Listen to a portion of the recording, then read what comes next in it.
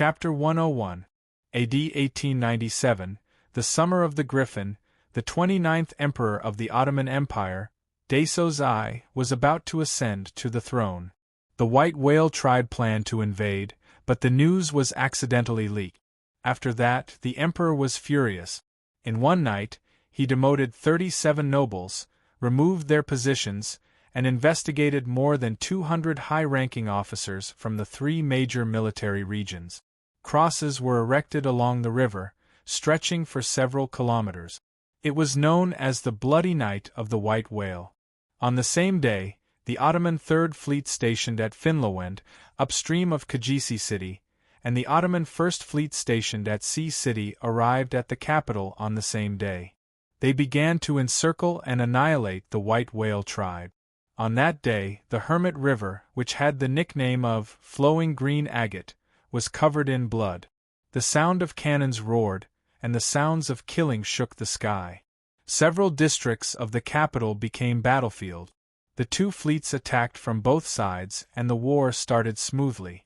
With the addition of the demigod Hydra, the 9-headed sea dragon, and countless merfolk and sea monsters, the Ottoman Empire's national hero, dragon hunter Damus, died on the spot. The imperial tutor, blood mage Emperor Marsalit, was heavily injured. The First Fleet was wiped out, and the Second Fleet was half destroyed. During the war, as the sea monsters collectively exerted their strength, the river water rose and flooded the docks and germ areas of Kajisi City. Large amounts of water elementals came ashore, and it rained continuously. The war fell into a stalemate. In the next 2 weeks, 19 coastal and riverside cities of the Ottoman Empire were attacked. Sorceland City and 9 other cities fell on that day. Sorceland City was attacked by the Blood Shark tribe formed by the Piranha Fishmen, and the entire city was massacred. With the bloody night of the White Whale as a symbol, the horn of the eternal holy war sounded again.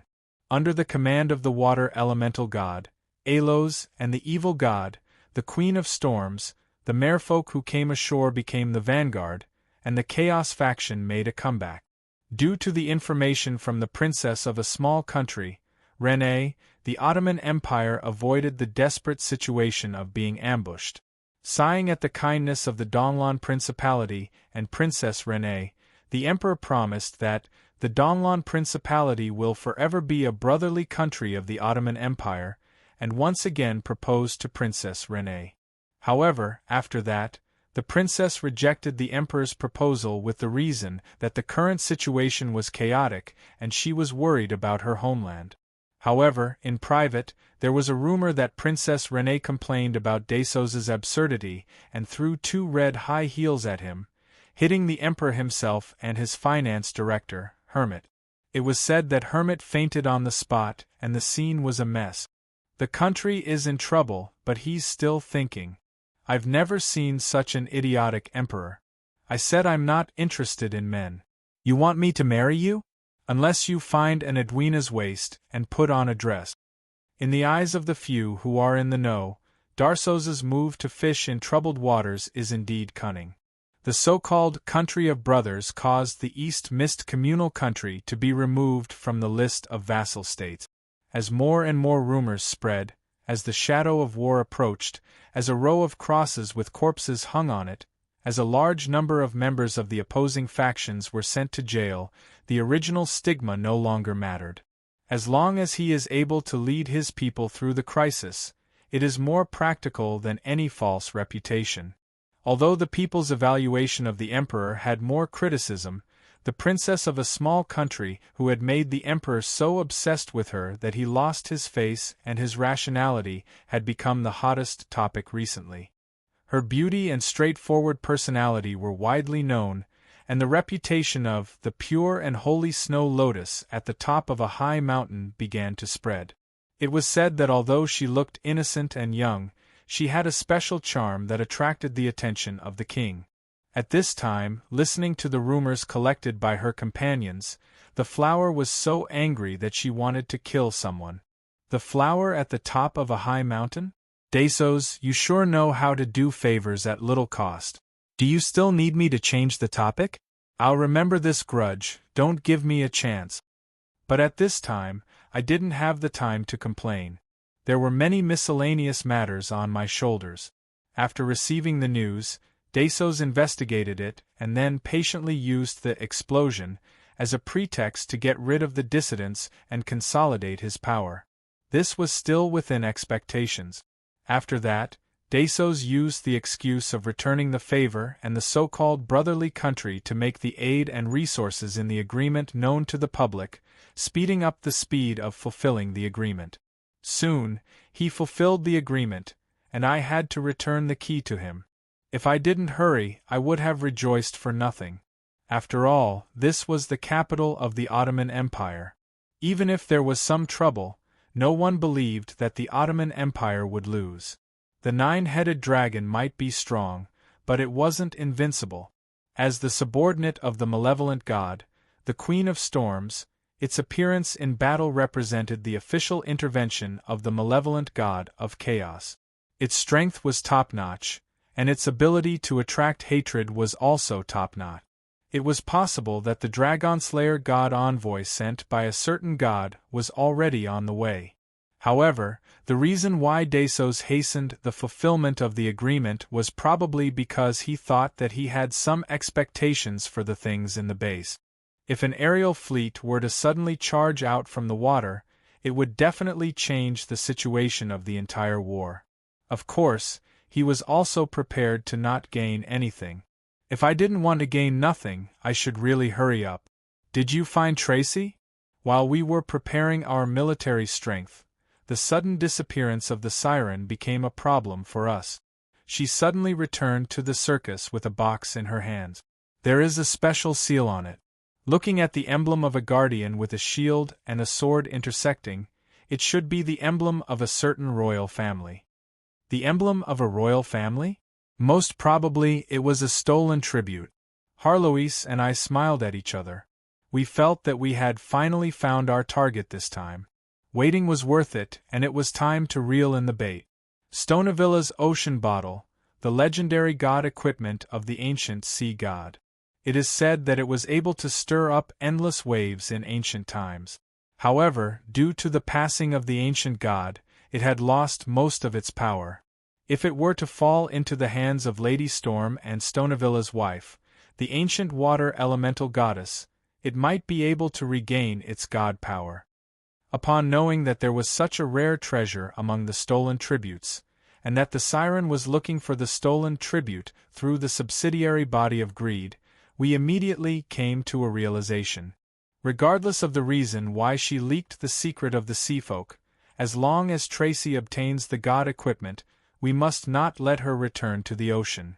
The tributes, gifts, of the Swallow Federation were stolen by the Celestial Tower. Furthermore, Tracy had a connection with the Celestial Tower previously. If she had the intention, she would probably know where the missing tributes are. Based on our expectations, when the Celestial Tower became a wanted criminal, she would probably be the only one who could find the tribute. Thus, just as Tracy returned to her tent in the circus, an uninvited guest came knocking on her door. Open the door. Checking the water meter? What? You didn't install a water meter? Then, you are the one who delivered water to my doorstep. Forget it, there is no need for you to open the door. Your house won't need a door in the future. All right, when the legend rank Holy Knight raised his sacred sword and charged forward, when the legend rank Droll summoned a storm and lightning to blow away the entire tent, the tent was destroyed. At this moment, Tracy's face was filled with astonishment. She had just opened the box containing the tributes and looked at us, who suddenly appeared, in shock. "Haha, you didn't expect this, did you? We have been waiting for this day. Hand over the god equipment." I walked out gleefully, but when I looked at it, I was dumbfounded. What is this? A god equipment? The thing in the box has nothing to do with the bottle. It is a white jade sculpture and its shape looks like a banana, like ivory, like something else. Really. The more I look at it, the more it looks like it. This is an artificial penis, a top-grade warm jade. It can simulate the body temperature of a human. Looking at its color and craftsmanship, it is definitely a top-grade product. It should be the work of a master. This is the rarest of the rarest. It is definitely a god equipment. Alright, I regret bringing Beifong along. In an instant, he revealed the truth that we tried our best to avoid. This is a tribute? Her privacy was exposed in an instant. Tracy nodded her head blankly. It is indeed a concubine's item. The pronunciation of the concubine and the tribute is exactly the same. No wonder the son of greed misunderstood. Since you all found out, there is no need for me to hide it anymore. Actually, one of the main reasons why I stayed in the human world is to research on adult products. You all should know that most of us sirens are female, and we are cold-blooded creatures. Furthermore, we live alone in the sea, so it is hard for us to meet our own kind. Thus, I intend to open the first adult products shop on the sea. It should be welcomed by sirens, mermaids, naga and other female seafolk. My first step is to gather materials from the human world who specialize in this path. It is a pity that the more I delve into this path, the more I realize how shallow I am. I regret my previous shallowness. I intend to spend another 100 years to research this path, and after I become a master of this path, I will open the mobile shop of my dreams. This beauty is clearly saying words that are devoid of moral integrity. Her eyes are filled with passion, but her face has the resolve of a martyr. I instinctively feel that she isn't lying. She really intends to devote her entire life into this path. I finally understood why I instinctively felt that this siren beauty was so familiar. Isn't this another specialty of Sulphur Mountain City? Gentleman, pervert, pervert, pervert? It is a pity. Perhaps it is because we are of different species that humans are unable to understand our way of thinking. When they heard what I said, they looked at me with a weird gaze. That fat count even pestered me endlessly. To us, tools are tools to send away loneliness. That is just an inanimate object. On the other hand, partners are companions who accompany each other through life and death. Those are two completely different things. Sigh, it is hard to find someone who understands me. At this moment, when the siren laments that she isn't understood, that man stands out. His face shows the resolve that is similar to Tracy's. That is incredible. That is too touching. Comrade, referring to companions who share the same goal, I can understand. The path between the sexes is broad and profound. Actually, I am also pursuing my own path, and I am not understood by others. I can help you. Leave the things like testing it personally to me. Alright, everyone can't bear to listen on anymore. Ignoring the surprised siren, they start their daily routine, beating up Beifong. Clutching my head, I really don't know what to say. The siren in front of me reminds me of those fellows in Sulphur Mountain City, making me want to keep my distance. What about the tribute? What about the bottle of the sea god? Didn't the celestial tower snatch it away? Tracy shakes her head. Back then, they acted together with the local thief guild. They just used the thief guild to conceal their identity. The ones who acted were still them. How could a small thief guild deal with the envoy of a large country? After the matter, as repayment, they should have thrown the spoils of war to the thief guild. While coming to a realization, a faint, ominous premonition appears in my mind. This is usually a sign that I have fallen into a trap. What is the name of the thief guild? Blood Pressure Brotherhood? Oh, I remember that their emblem is a bloody handprint. It should be the Blood Hand Brotherhood. Alright, this name does sound familiar. Thinking back, the memories of the past seem like it was just yesterday. I almost burst into tears. This time, I reaped what I sowed and worked for nothing. I think I know where the bottle of the sea god is. Harlois, return me the milk bottle that I gave you. Yes, when I first arrived in this city, I treated the Blood Hand Brotherhood as a target to practice my swordsmanship. Back then, I did hear that they stole the tribute and I thought that their strength would be decent. But in the end, they swept through them and even their guild leader was sliced into two. In the end, I didn't get much out of it. After killing their guild leader, I did see a box in the secret room, and there was an antique bottle in it. It seems to be worth quite a bit, but coincidentally, the cat that I was raising wanted me to buy a milk bottle. She also thought that the bottle was artistic, so she used it. There is no magic wave on it at all. Who would have thought that it would be a former god equipment? Meow, I'm not giving it to you. God equipment bottles are more suited to my taste. If you want to exchange it, you have to return it with something of equal value. Just as I was about to reason with the darned cat and snatch it from her forcefully if I can't convince her, a ding sound resounds. I can't help but shiver.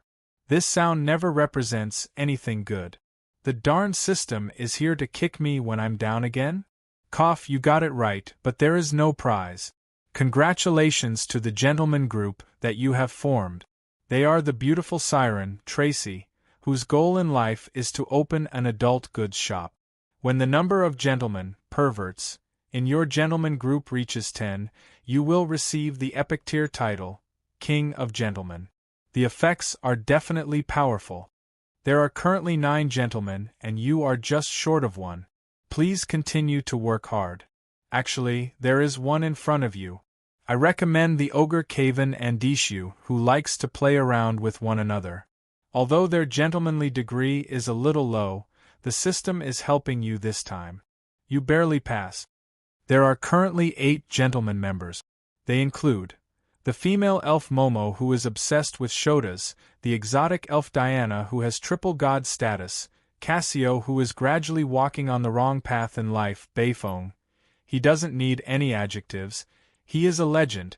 He is the legendary Beifong. Prince Grimm, who will one day blow up the entire continent, the beautiful Kolos, whose gender is Kolos, the Princess Renee, who is gradually obsessed with her grandfather, and the holy knight Roland, who is gradually awakening to cross-dressing. Cross-dressing your head. You are the one who is obsessed with cross-dressing. Your entire family is obsessed with cross-dressing. You are the one who is a gentleman.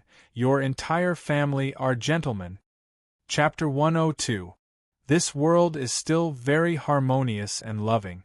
Don't always think about scheming and scheming. This isn't a novel, so how can there be so many coincidences and manipulators behind the scenes? Look, isn't this all a misunderstanding? This is my conclusion regarding the siren incident. As expected, there is still true love in the world. We must learn to trust others.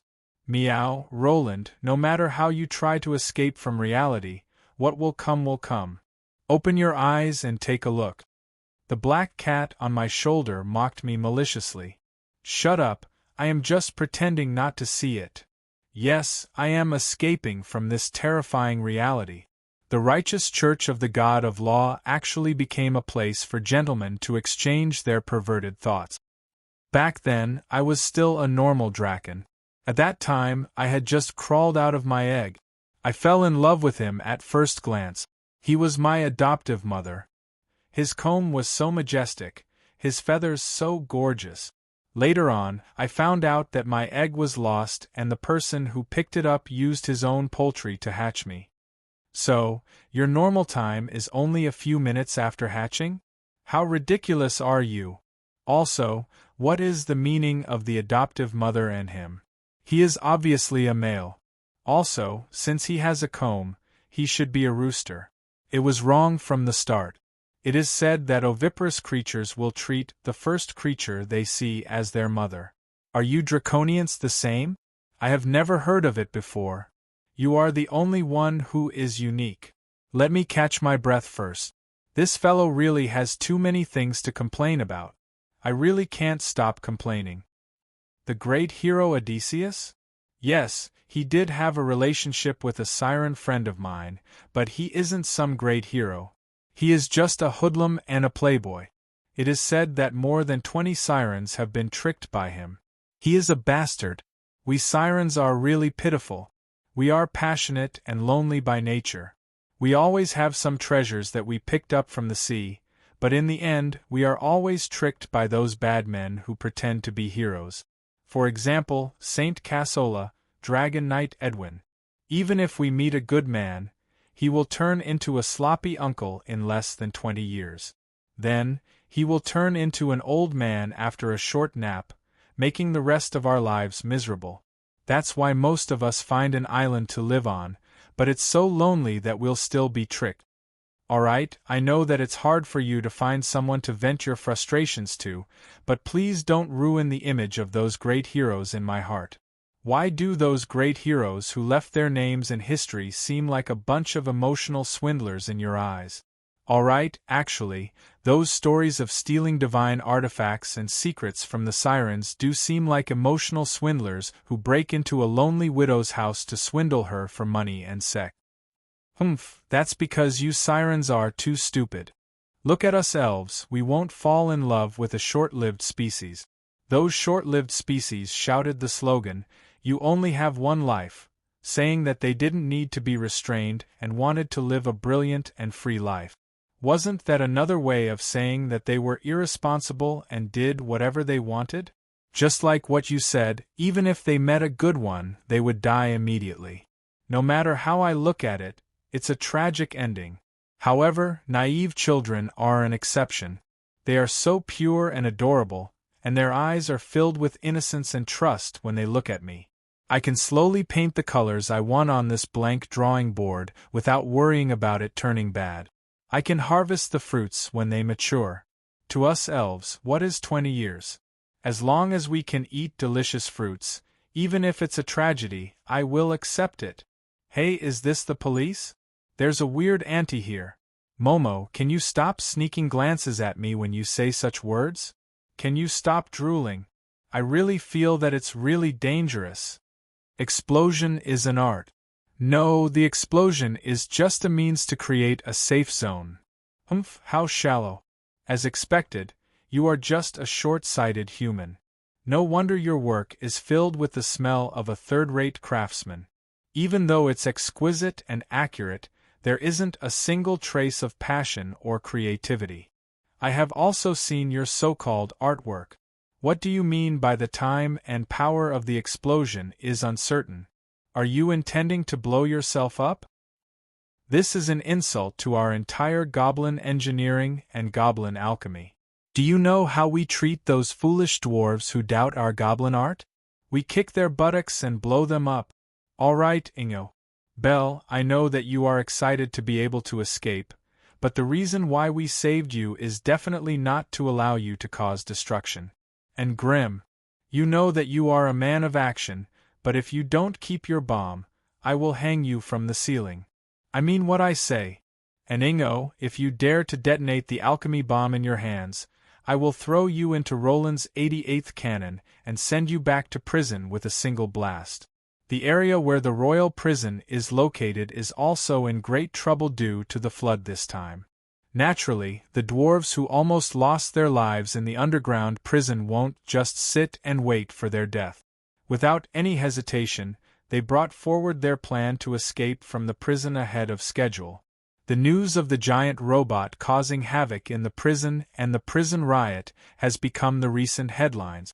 Right now, I can only hope that the secret agents of the royal family are focused on the battlefield and hope that Desos doesn't fall out with me at this crucial moment.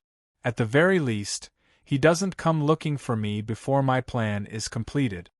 Old friend, even if you save me this time, don't expect old Lamans to give up on his hobby.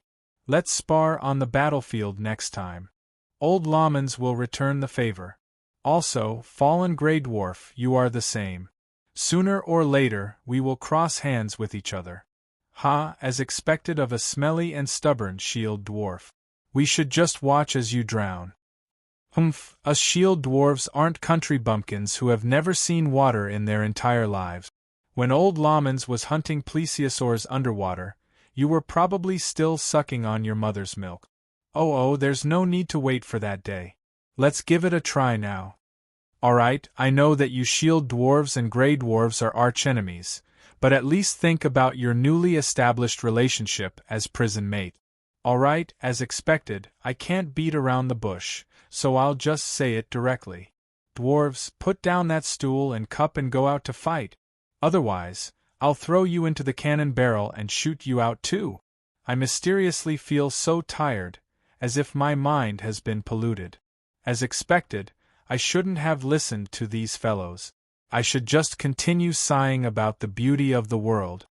Big brother Roland, your tea. Oh, thank you. My great-great-great-granddaughter is still the most considerate. Just as I said that, I mysteriously felt that something was off. Great-granddaughter and great-grandfather? You sure have a heavy taste. As expected, this black cat wouldn't let me have a good time. If it wasn't for the fact that she was bound to me, with her identity as an undying old demon and her twisted personality of being unable to see others doing well, she would definitely be a gentleman. However, her sarcasm made my heart tremble. I was also a little suspicious. Why has this lass become so obedient recently?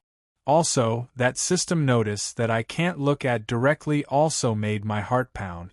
However, seeing her smile sweetly as she served tea to her temporary teacher, Diana, I shook my head and dispelled my suspicions. She should finally know how to respect her elders. The system has never been reliable.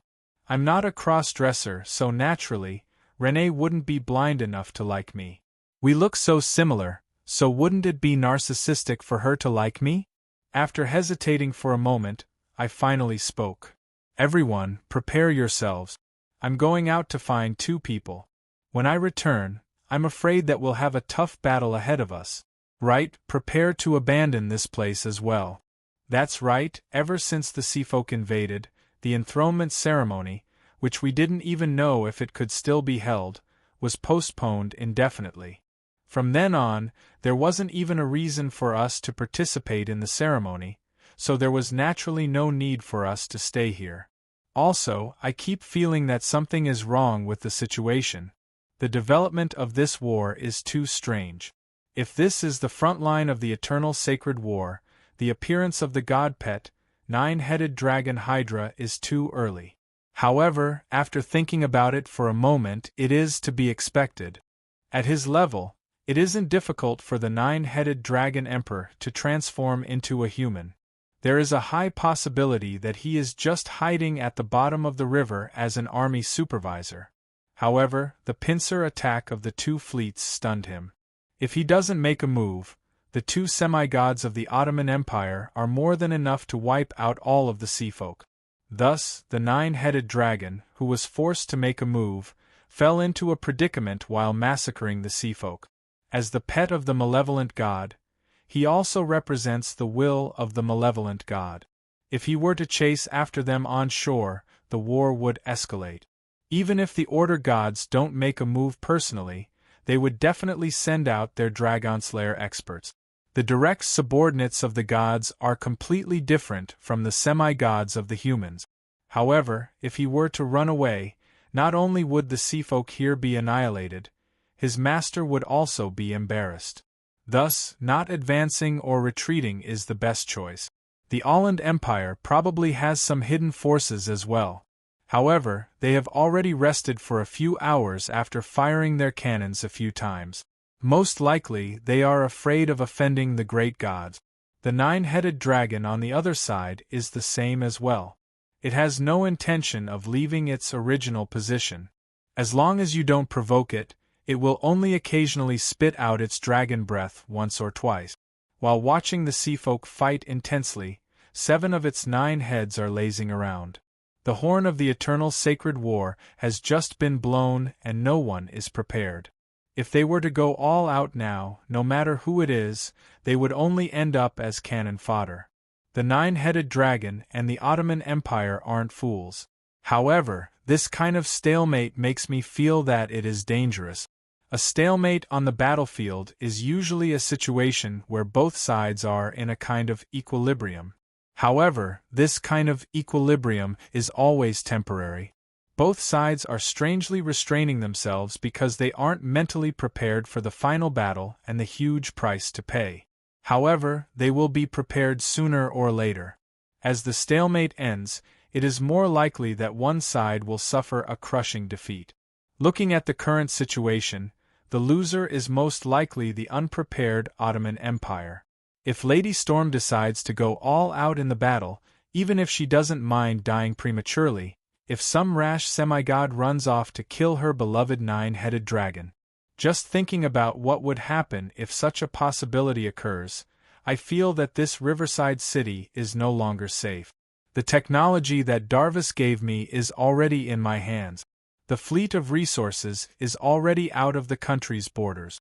The contract could be fulfilled at any moment. I also need to make preparations to retreat. However, before that, Renee, come along with me. There is a need to befriend those two people. After hesitating for a moment, I call for another person. Ingo, you come over as well. This time, we are going to meet your peers. Your mission is what you are best at. Brag as hard as you can and try your best to bluff them over. Master of Magic Engineering Tim Ladd and Miracle Alchemist Olivia Wright, the creators of Magic Engineering and the creator of the future 5th Tier Army, the Magic Engineering Dragon. Among the heroes of the future war epic, they are the two most dazzling ones. War is the catalyst and training ground for all kinds of new technologies. In the future war, the magic engineering that these two came up with would create countless godly weapons and weapons of war. The reason why the Ottoman Empire was able to reach the pinnacle of the human world before it was destroyed was due to their contributions. Of course, it was only after the war with the underground world that they first proposed the magic engineering field, which was a combination of alchemy magic circles and engineering, and the magic machinery dragon was a product of 60 years later. Of the two heroes of Kagursi now, one was a rookie engineer who sold toys for a living, and the other was an unqualified alchemist who had just been kicked out of the Alchemy Academy. Even though they are still unknown small characters, even though history has changed and these two might not be able to rise again in history, the two of them are too important. How can I, who already lack manpower, let them go? The reason why I didn't look for them all this while is that geniuses are a little weird. Furthermore, these two are great geniuses who left their mark in history. Alright, I'll be direct. Back then, I was looking for normal people to join my team. These two are definitely gentlemen among gentlemen, so why would I look for them? But now, looking at the system notification, I shook my head helplessly. As people who surpass common sense, we are commonly known as perverted gentlemen.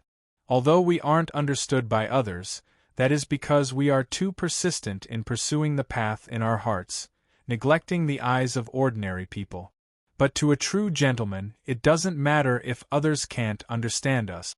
It is sufficient as long as we, the seekers of the path, can understand each other. As the king of gentlemen, you are able to understand the sufferings and pain of others. You are the same kind as all gentlemen, so naturally, everyone will respect you. Honorary title, King of Gentlemen. As a gentleman among gentlemen, the legendary uncrowned king, your name has spread across the entire plain. All gentlemen will feel like old friends upon meeting you, and their impression of you will increase greatly. However, ordinary people will instinctively hate you and stay away from you. At the same time, as the king of gentlemen, you will instinctively attract gentlemen to meet you. When you raise an invitation to them, there is a higher chance of them joining your team. Back then, even though that ogre's strength wasn't too bad, and he had Tracy's guarantee that he would be obedient and become a good fighter as long as he provided food, I was still hesitant on whether I should allow him to join us. But very quickly, I didn't need to hesitate anymore. The escape of those 4 short fellows instantly caused the upper limit of the Gentleman Alliance to exceed. Thus, the system unhesitatingly gave me this title. Congratulations, King of Gentlemen. As the King of Perverts, your level of gentlemanliness is unparalleled. Don't talk to me, Mommy, there's a pervert here. Hee, I suddenly find you more pleasing to the eye. I have already tested the might of this halo. Hearing what other people said, I was still a little happy. However, when this pleasing to the eye came from the Draken, I felt a chill down my spine. Cough cough, back to the main topic. After obtaining the good reputation of the King of Gentlemen, I was so depressed that I almost gave up on myself. Now I can only hope that this title is really as impressive as it says, that it can help me lure those 2 future rising stars. It's fine if I haven't heard of any Timlad, but Senior Olivia is a famous freak. She failed 7 out of the 13 main subjects and was directly kicked out of the academy. She is almost the shame of the academy, so how can she be considered a genius? Unexpectedly, we had an additional companion in our group. The granddaughter of the Cain Holy Knight, Catherine, was actually from the 3rd Alchemy Academy in Kajisi. It was said that she was Olivia's classmate. Since the sword was already in my hands, Catherine naturally made her decision. The current her had already become my knight retainer and mage apprentice. Yes, the path she chose wasn't the path of a knight, nor the path of a mage. Can I try out both paths? I really can't make up my mind. Based on what I knew, she still hadn't given up on her previous studies in alchemy. A person's energy and time were both limited. Trying to study 3 different paths at the same time was basically courting death. However, I didn't say anything. In any case, reality would force her to make a choice sooner or later. When she heard that we were looking for an alchemy genius, as an alchemist, she volunteered herself. However, when she heard that it was Olivia, displeasure filled her face. It should be in the vicinity. Do you know where Olivia lives? As expected, I received a negative answer from Catherine. Thus, I found a random person to ask for directions. Excuse me, do you know where Olivia's alchemy? All right, halfway through his sentence, the man's face paled upon hearing the name Olivia. He started sweating profusely and his eyes darted around frantically. All right, just from this passerby's behavior, I could roughly guess what kind of person she was. If she is a little more gentlemanly, with the help of the King of Gentlemen, it should be easy to coax her into joining us. However, if she is too gentlemanly, that bunch of bastards is enough. Should I hope that she is more normal or more abnormal? How contradictory. Boom. All right, you don't need to point the way. Little brother, you should hurry up and run. I think I found her. That beautiful green mushroom cloud, the screams not too far away, and the passerby's action of running away explained everything. This color, looks like wearing a dwarf gas mask, was the correct choice. Looks like there's no need to hesitate anymore. The Gentleman Alliance is about to add more people. Chapter 103. Olivia, who has the title of Miracle Alchemist, looks like a cute ordinary girl just by looking at her appearance. Her wavy, smooth blonde hair shines with the radiance of youth. The light green alchemist robe she wears is unable to conceal her proud figure, which far surpasses her peers. Her face, which has some baby fat on it, gives her a naturally perplexed aura. However, her silver spectacles give her a scholarly aura. Although it is obviously the first time we are meeting, Olivia gives me an inexplicable sense of familiarity. Perhaps it is because her scholarly aura is similar to that of Eliza and that Marguerite. Especially her silver spectacles, it is obvious that they are also plain goods for show. How do I see through it? Not mentioning that Eliza is also wearing plain glasses, one of Olivia's spectacles is missing. However, the girl doesn't seem to notice it at all. Even though the guest is already sitting in front of her, she is still lowering her head and muttering to herself about what went wrong that caused the experiment to fail. Even though there is someone in front of her, the young lady's eyes are unfocused and her mind is wandering. Not only is she completely defenseless, the dirt on her face isn't even wiped clean. Furthermore, the decorations in the living room are destructive and messy. Just the first impression of her makes me feel that she is a careless person. With just a quick glance, I roughly understand why Catherine is in a bad mood when she sees Olivia. So, it's because of the conflict between social classes. Olivia's youthful and moving curves make her originally plain and old-fashioned dress seem extravagant. When the same dress is worn on Catherine's body, a slender and flat figure is extremely advantageous for riding a horse in combat. How would you be able to hold onto your weapon under the turbulent waves? You guys are born to be good seedlings for night. And, next time I see Catherine staring at the chest of a beauty like this, I will console her like this. Why is it you? All right, my knight retainer, Renée, also has a bitter expression on her face. She grits her teeth as she looks at them. So big, how can they be the same age? Humph, with such big breasts they are bound to droop sooner or later. All right, let us rationally ignore this mysterious curse, and return our attention to the main topic at hand. Cough, Miss Olivia, nice to meet you. I am Roland. A simple greeting isn't able to wake a certain person's wandering mind. Could it be that I gave you the rock magic oil too early? Then, try adding some neutralizing agent. Hey, Miss Olivia, do you hear me? Well, Alchemist had already taken out his pen and started writing and drawing, and was ignored again. That's how it should be. Olivia. Big-breasted girls. It was dawn. Class is about to begin. Kathleen moved closer to Olivia's ear and shouted. Her voice echoed in the room, and even I was shocked. The resentment in her voice was even more obvious. Olivia finally came back to her senses. Miss Dana, I'm not daydreaming, I'm really listening. All right, this former student who suddenly stood up straight was startled awake by his junior sisters shouting of his nickname. However, he clearly forgot that he had already been expelled from the school. Pooh! Senior Olivia, do you think you're still in Teacher Dana's herbology class? Don't worry, no one is punishing you to stand here. We have some private matters to discuss with you. Little bamboo pole, don't call me by my nickname. I thought teacher was scolding me again.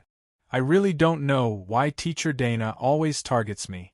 All right, while revealing Kathleen's nickname, she also revealed that big-breasted girls was her publicly acknowledged nickname. Even her teacher called her by this nickname. How much hatred does she have for me? Teacher Dana is already so old, yet she still hasn't gotten married. It wasn't easy for her to get a boyfriend who dumped her because she doesn't have a chest. Naturally, she would get angry when she sees you. Can't you be a little understanding? Cowgirl. Oh, no wonder she keeps staring at my chest.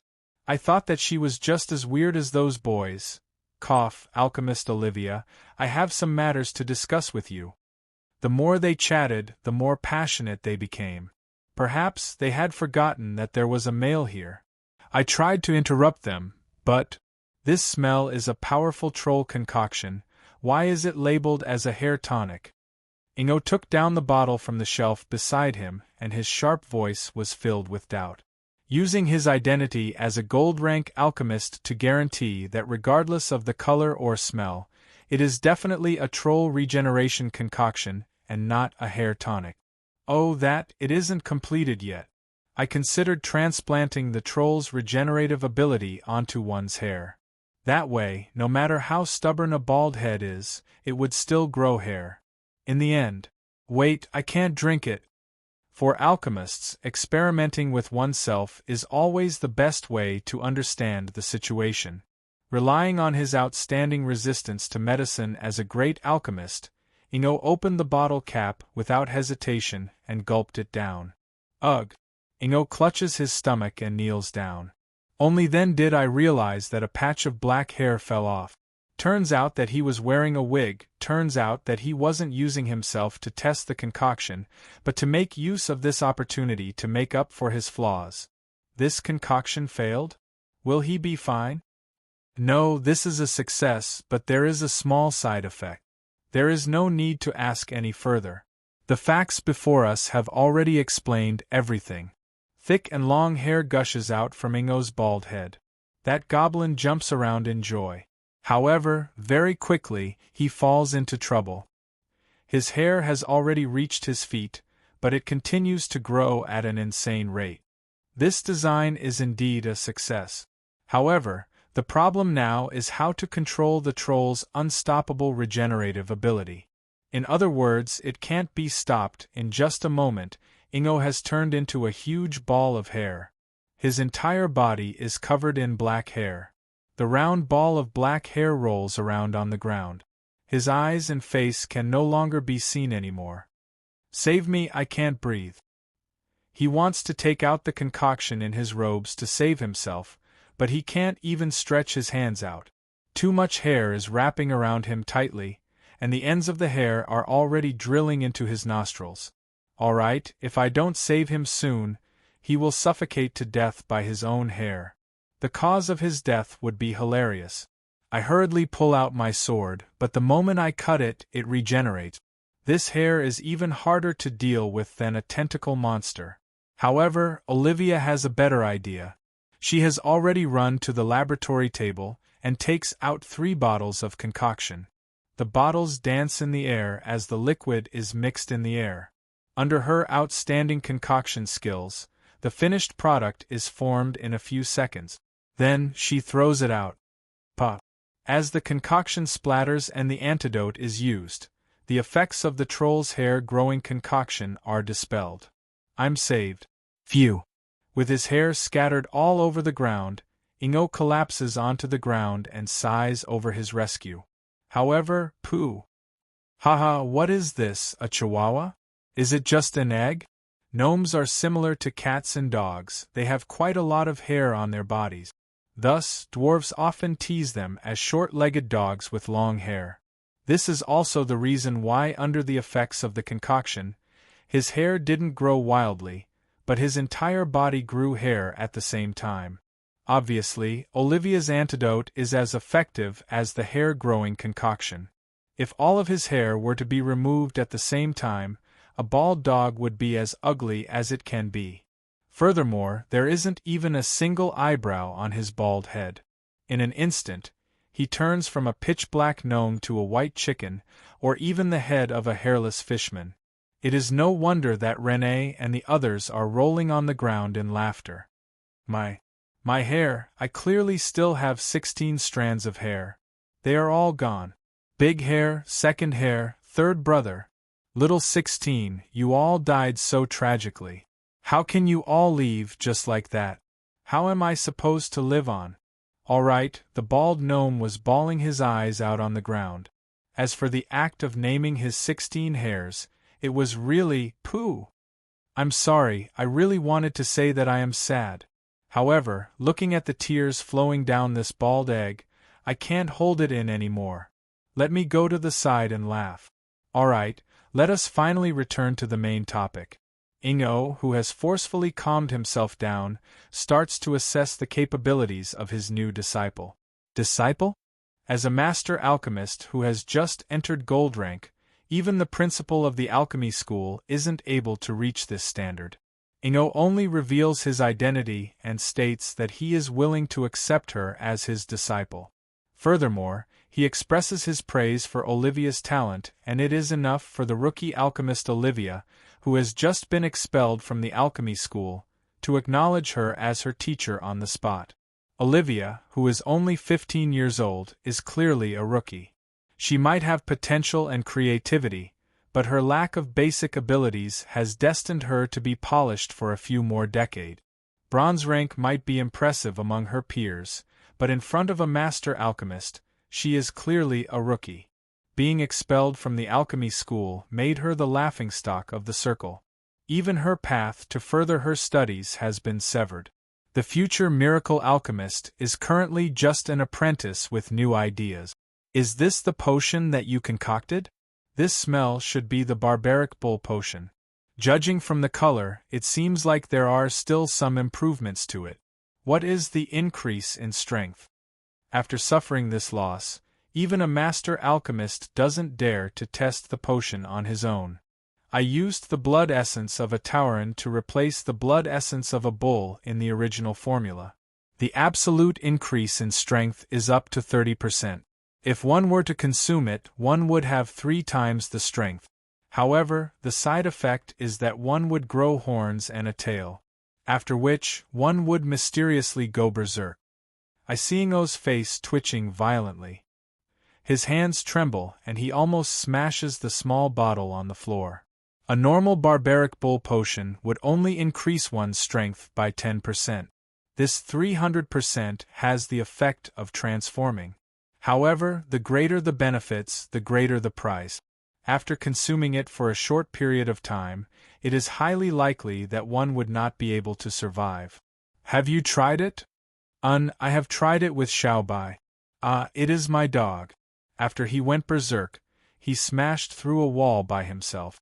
In the end, he had to recuperate for half a year. Even now, he still thinks that he is a Cerberus, always spitting saliva at others. Breathing fire. This green bottle is a natural recovery potion, right? But why is it red? Hee, I added dragon's beard grass and petrifying lizard potion. This is my masterpiece. While healing wounds, it bestows the user with the ability of petrifying skin, greatly increasing one's defense. A bottle of potion with 2 effects. This is a rare success of mine. Side effects. Ingo is unmoved. He can already faintly sense that this disciple of his is a little unique. I prepared a petrifying dispelling potion as a gift along with this potion. I even pasted a label saying, if you do not want to turn into a statue, please do not use this potion when you are alone. However, the weird thing is that it is unable to be sold. It is normal for it to be unable to be sold. If one is not careful, one would turn into stone completely. Who would dare to drink such a thing? This? The taste of milk? Oh, this is the breast enlargement potion that my juniors entrusted me to make. The effects were indeed achieved, and it is one of my few successful creations. The moment she speaks, starlight flashes across Renee's eyes. She immediately wants to give it a try. However, looking at the bald head and the bizarre potion, she hesitates. Don't think too much about it. This is one of the reasons why she was expelled from the school. It is indeed able to enlarge one's breast. However, to maintain its effects, one has to drink a bottle of milk every hour. During that period of time, all the milk in the vicinity of the school was sold out and the entire school was filled with the smell of milk. Hearing this, Renee hesitates. This side effect seems acceptable. Is there anything else? This shouldn't be enough to expel her, right? Suddenly, Kathleen's face flushes red. She moves her mouth close to Renee's ear and whispers softly. It is impossible for the milk to just flow in and out. Once it accumulates to a certain extent, it will burst out. Back then, our teacher Dana ruined her blind date just like this. She doesn't dare to meet anyone even now. Alright, although her voice is really soft, the ears of the people in this room are sharp. At the very least, I am starting to regret hearing it. The miracle alchemist only became famous 10 years later. Obviously, we came too early. The side effects of her product is much greater than the normal effects. However, there are still benefits to being half-baked.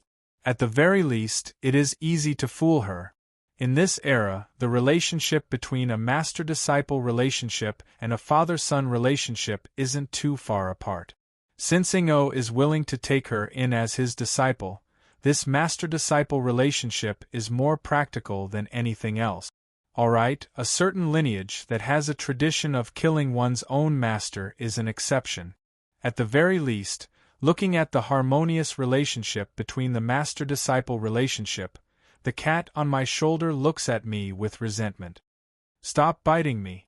Didn't I get killed by my disciple in the end? Humph, you deserved it. You asked for it. Speaking of which, you actually dared to groom a newcomer. Aren't you afraid that the tradition will act up again? That is 2 different matters. You killed your teacher because your teacher laid his hands on you. I killed you because you had ill intentions back then. You said that I asked for it, but I think that you are the one who asked for it. Humph, forget it. Let bygones be bygones. Look, this pair of master and disciple resembles the demeanor we had back then. It can't be. I think that Ingo will impart his knowledge seriously. He isn't some petty demoness who would ask an apprentice to complete a mission to please her just to teach magic. No, I am talking about the fact that the disciple will kill her teacher sooner or later. Look, didn't she almost succeed? Look at the things that she invented. I bet that within 3 years, That egghead will either die of anger or poison. Looking at Olivia, who seems to have touched something, after a red mist appears, she lowers her head and apologizes profusely. On the other hand, the tearless old goblin loses the last strand of his hair. His eyelashes, turning into a round egghead, I mumble to myself. I bet, but not for 3 years. I bet that he will die within a year. Then what's the point of betting? Why don't we bet on whether he will die of anger or poison? I think that he will die from an explosion. Thinking back to Ingo's good title, as the Explosion Alchemist, if he were to impart his knowledge to the already dangerous Olivia, she will be my subordinate in the future. Could it be that I unknowingly dug a pit for myself and created an extremely dangerous individual? Chapter 104. In the first place, Olivia isn't an Ottoman. She is the child of a merchant from one of the 7 extreme northern countries, Rhodes Kingdom. She specially came here to learn alchemy. As an exchange student, she doesn't have much wealth and her luggage is ridiculously simple. After tossing the potions into her portable space equipment, she brought along her notes and book. After refunding the rent of the shop, she threw the key back to the landlord and turned to leave. By the way, the Donlon Principality is also one of the 7 extreme northern countries. If half of the 7 extreme northern countries' territory is split, it would be the original Mist Country. However, this is equivalent to merging 2 countries and taking away a portion of the territory of the other 2 countries. Under the current conditions, it isn't practical. Olivia is rather happy to be able to leave this country under the tutelage of an alchemist. After all, in the eyes of other countries, the people of the extreme northern countries are mostly barbarians who wear fur. Although it is a good thing that there isn't a world of ice and snow for half a year, she has met with quite a few troubles during her studies. After settling the miracle alchemist Olivia, I met with a little trouble when I was looking for the magic engineering teacher, Timlad. However, this isn't the first time I met with such trouble. Timlad became famous around 17 to 18 years later. The current Timlad. Alright, when I saw this brat with a runny nose, I wasn't surprised at all. At the very least, I found him in person. This is much better than finding a historical hero's zygote and ancestor's ancestor. However, I met with a little trouble when I was trying to convince the child's parents. Timlad only has an elder sister whom he depends on. When she returns, I realize that she is actually an old acquaintance. Olivia, Catherine? The teacher Dana. Why are you here? This is my home. I was wondering why you are here. Didn't you all drop out of school? What are you all doing here? Do you have any business with me? The calm-looking Madame Dana is in her early 30s. Her face is beautiful, but there is a hint of bitterness in it. She looks dignified with a straight face, but when I look at her flat curves, I recall the story about breasts. Pooh! Alright, it is too impolite to laugh in front of her face. Renee, I will complain to Kelly when I get back. You just have to wait for your etiquette lessons. I laughed as well? Well, at least I didn't spit it out. I still had basic manners for a lady. Hello, Teacher Dana, I am Catherine's night teacher. I need a few alchemists to help me, and Catherine recommended you to me. This is a long-term employment, and I'm afraid that you will lose your job in the academy because of this. However, the remuneration will definitely be generous, and there will be opportunities for you to advance. This is Master Alchemist Ingo Br. He is a gold-ranked great alchemist. You can have a chat with him. Since Timlad and his older sister were mutually dependent on each other, it would be impractical to kidnap this little brat by himself. However, as long as I hired this teacher, Timlad would naturally follow me. However, what surprised me was that after hearing what I said, Dana's face lit up as though she was tempted. However, the next moment, her expression darkened. I'm sorry, I do need a new job, but we're already planning to leave this city. I'm afraid I can't accept your kindness. Go out? Why? She didn't want to tell me at first, but when I asked her, she told me the reason. Actually, the reason is very simple.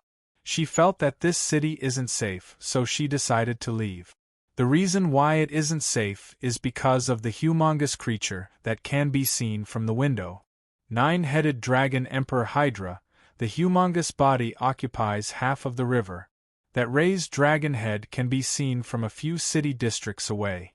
That breath of his might not hurt the entire city, but to those unlucky fellows who get hit by it, they would definitely be smashed into smithereens.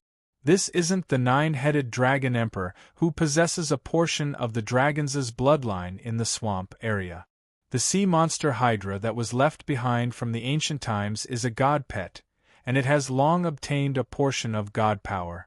If I were to rank his bloodline, it wouldn't be much inferior to my double diamond bloodline. When such an existence reaches semi-god rank, human semi-gods of the same level are nothing in his eyes.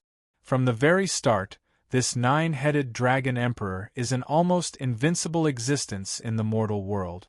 Even the overly powerful Hydra is restricted, so its passive attitude is obvious. However, if you were to take the initiative to provoke it, who else can you blame for seeking death? This is equivalent to the start of a large-scale war game. A few powerful bosses come out to give a lecture, look for old friends to fight, and furiously grind their existences. However, it is just a simple formality of the story mode. As a newbie, you can just watch the movie and get over it.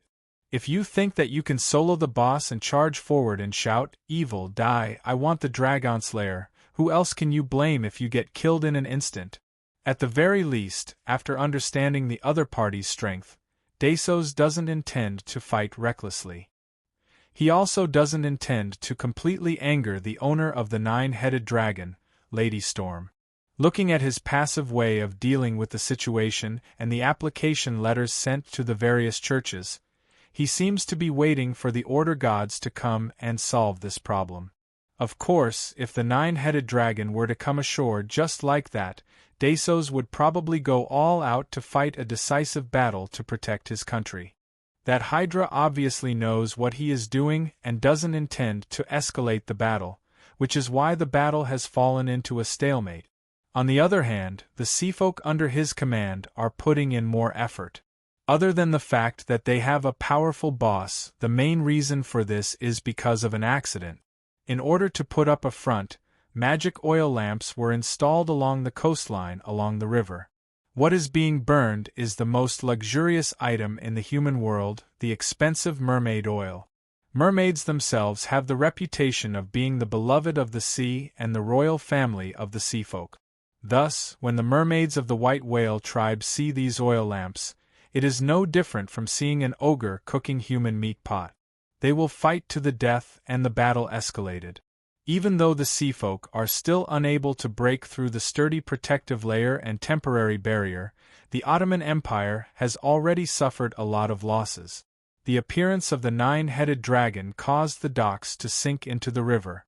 A portion of the citizens managed to escape in time, but a portion of the unlucky ones fell into the river along with their houses, unable to get up again. My uncle's family lives in the docks. My boyfriend's house was hit by the dragon breath and his entire family was obliterated. We intend to leave this sad city. Recently, there are quite a number of people who left the city because of this, and Lady Dana is one of them. However, her luck isn't too good. They have only been dating for 2 weeks and her new boyfriend met with an inexplicable calamity. Most of the wars on the continent are like this. No matter who wins or loses, no matter how righteous the reason for the war is, the ones who suffer first are the powerless citizens. That's great. Oh, I didn't mean to say that the matter regarding your family is great. My apologies, lady, I misspoke. What I meant was that this job requires you to go overseas. Since you intend to leave this city, it might be suitable for you. Is that so? I would like to hear the details. Alright, since the other party also intends to leave this city, this employment contract with generous remuneration easily moves Dana, who is still worrying about her future. When the 2 rising stars of the future are in my hands, I can't help but feel doubtful. Since I have interfered with their fates, will they still be as important as before? Will they still be able to grow to their original heights?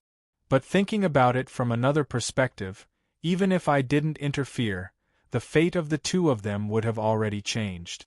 Since the ambush of the seafolk caused Tim Ladd to leave just like that, regardless of whether he becomes a master engineer in the future, there is no longer any basis for the two of them to work together in the future. Perhaps it is already impossible for magical engineering to appear. Well, what's the point of thinking so much? At the very least, the two of them are good seedlings. Then, I should just maintain my normal state of mind and groom them as a talented newcomer. Since I have introduced Olivia to Ingo, I should introduce little Tim Ladd to Goldtooth. If the magical machinery dragon is born in the future, it should be more in the style of Goblin Explosion. In the ancient legends of the northern lands, on the days when the mountains are sealed by heavy snow, the coldest few days of the year, in the depths of the snowy mountains where no one is able to reach, would be the day when the demons and monsters of the snowy mountains would come out for a feast. At that time, there would be snowy mountain spirits, snow monsters, snow women, snowmen, and so on. Myths and legends usually have an original form, and the original form of this legend is the frigid nightmare. Nightmare is a nightmare, an unknown demon in a nightmare. The frigid nightmare, in reality, is the collective name for the nameless demons that come from the snowy mountains. They are formless demons, but they are also existences with form. They are just like the aurora unique to the northern lands, ever-changing and colorful. However, when you get close to them, you won't be able to see anything at all. Their legend has been passed down for thousands of years. The people of the northern lands would tell their children to never head to the snowy mountains on a snowy day, until a person who didn't believe it insisted on meeting the nightmares of the snowy mountains on a snowy day. He is the ancestor of the Mist royal family. No one knows what happened in the depths of the snowy mountains, but ever since then, the Aurora Night that caught the attention of the entire continent appeared in the snow country. The Knight class has always been the main fighting force of the human race. This is because the various kinds of mounts can allow the weak humans to swiftly grow stronger. A rookie riding a griffin is also a Tier 3 soldier, but even the weakest Aurora Knight is a Tier 4 soldier. This is enough to prove the strength of the frigid nightmare.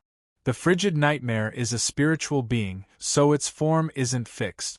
It is precisely because of its ever-changing form that it possesses an extremely strong adaptability and growth potential.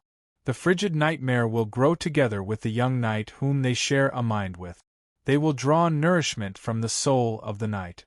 Thus, the contracted beast of every Aurora Knight is different. However, most of the nightmares will choose the form of the snowy mountains demons, such as snowman, snow leopard, etc. Of course, the one that people are most envious of is still the Snow Lady, even though her fighting strength is rather weak. Alright, there is no need to explain the reason, all men understand. However, in order to facilitate group battles, the three forms of Ice Unicorn, Eagle of Storm and Armored Arctic Bear are compulsory for every nightmare. The Aurora Knight that is in charge of a group is able to switch between a flying assault, an accelerated assault and a heavy armored charge within a short few minutes, making it an unmistakable tyrant of the snow. As a top-tier magical creature, Frigid Maw's intelligence is extremely high. The infant Frigid Maw already has the intelligence of a 3 to 4-year-old child, and the adult Frigid Maw is even smarter than a human.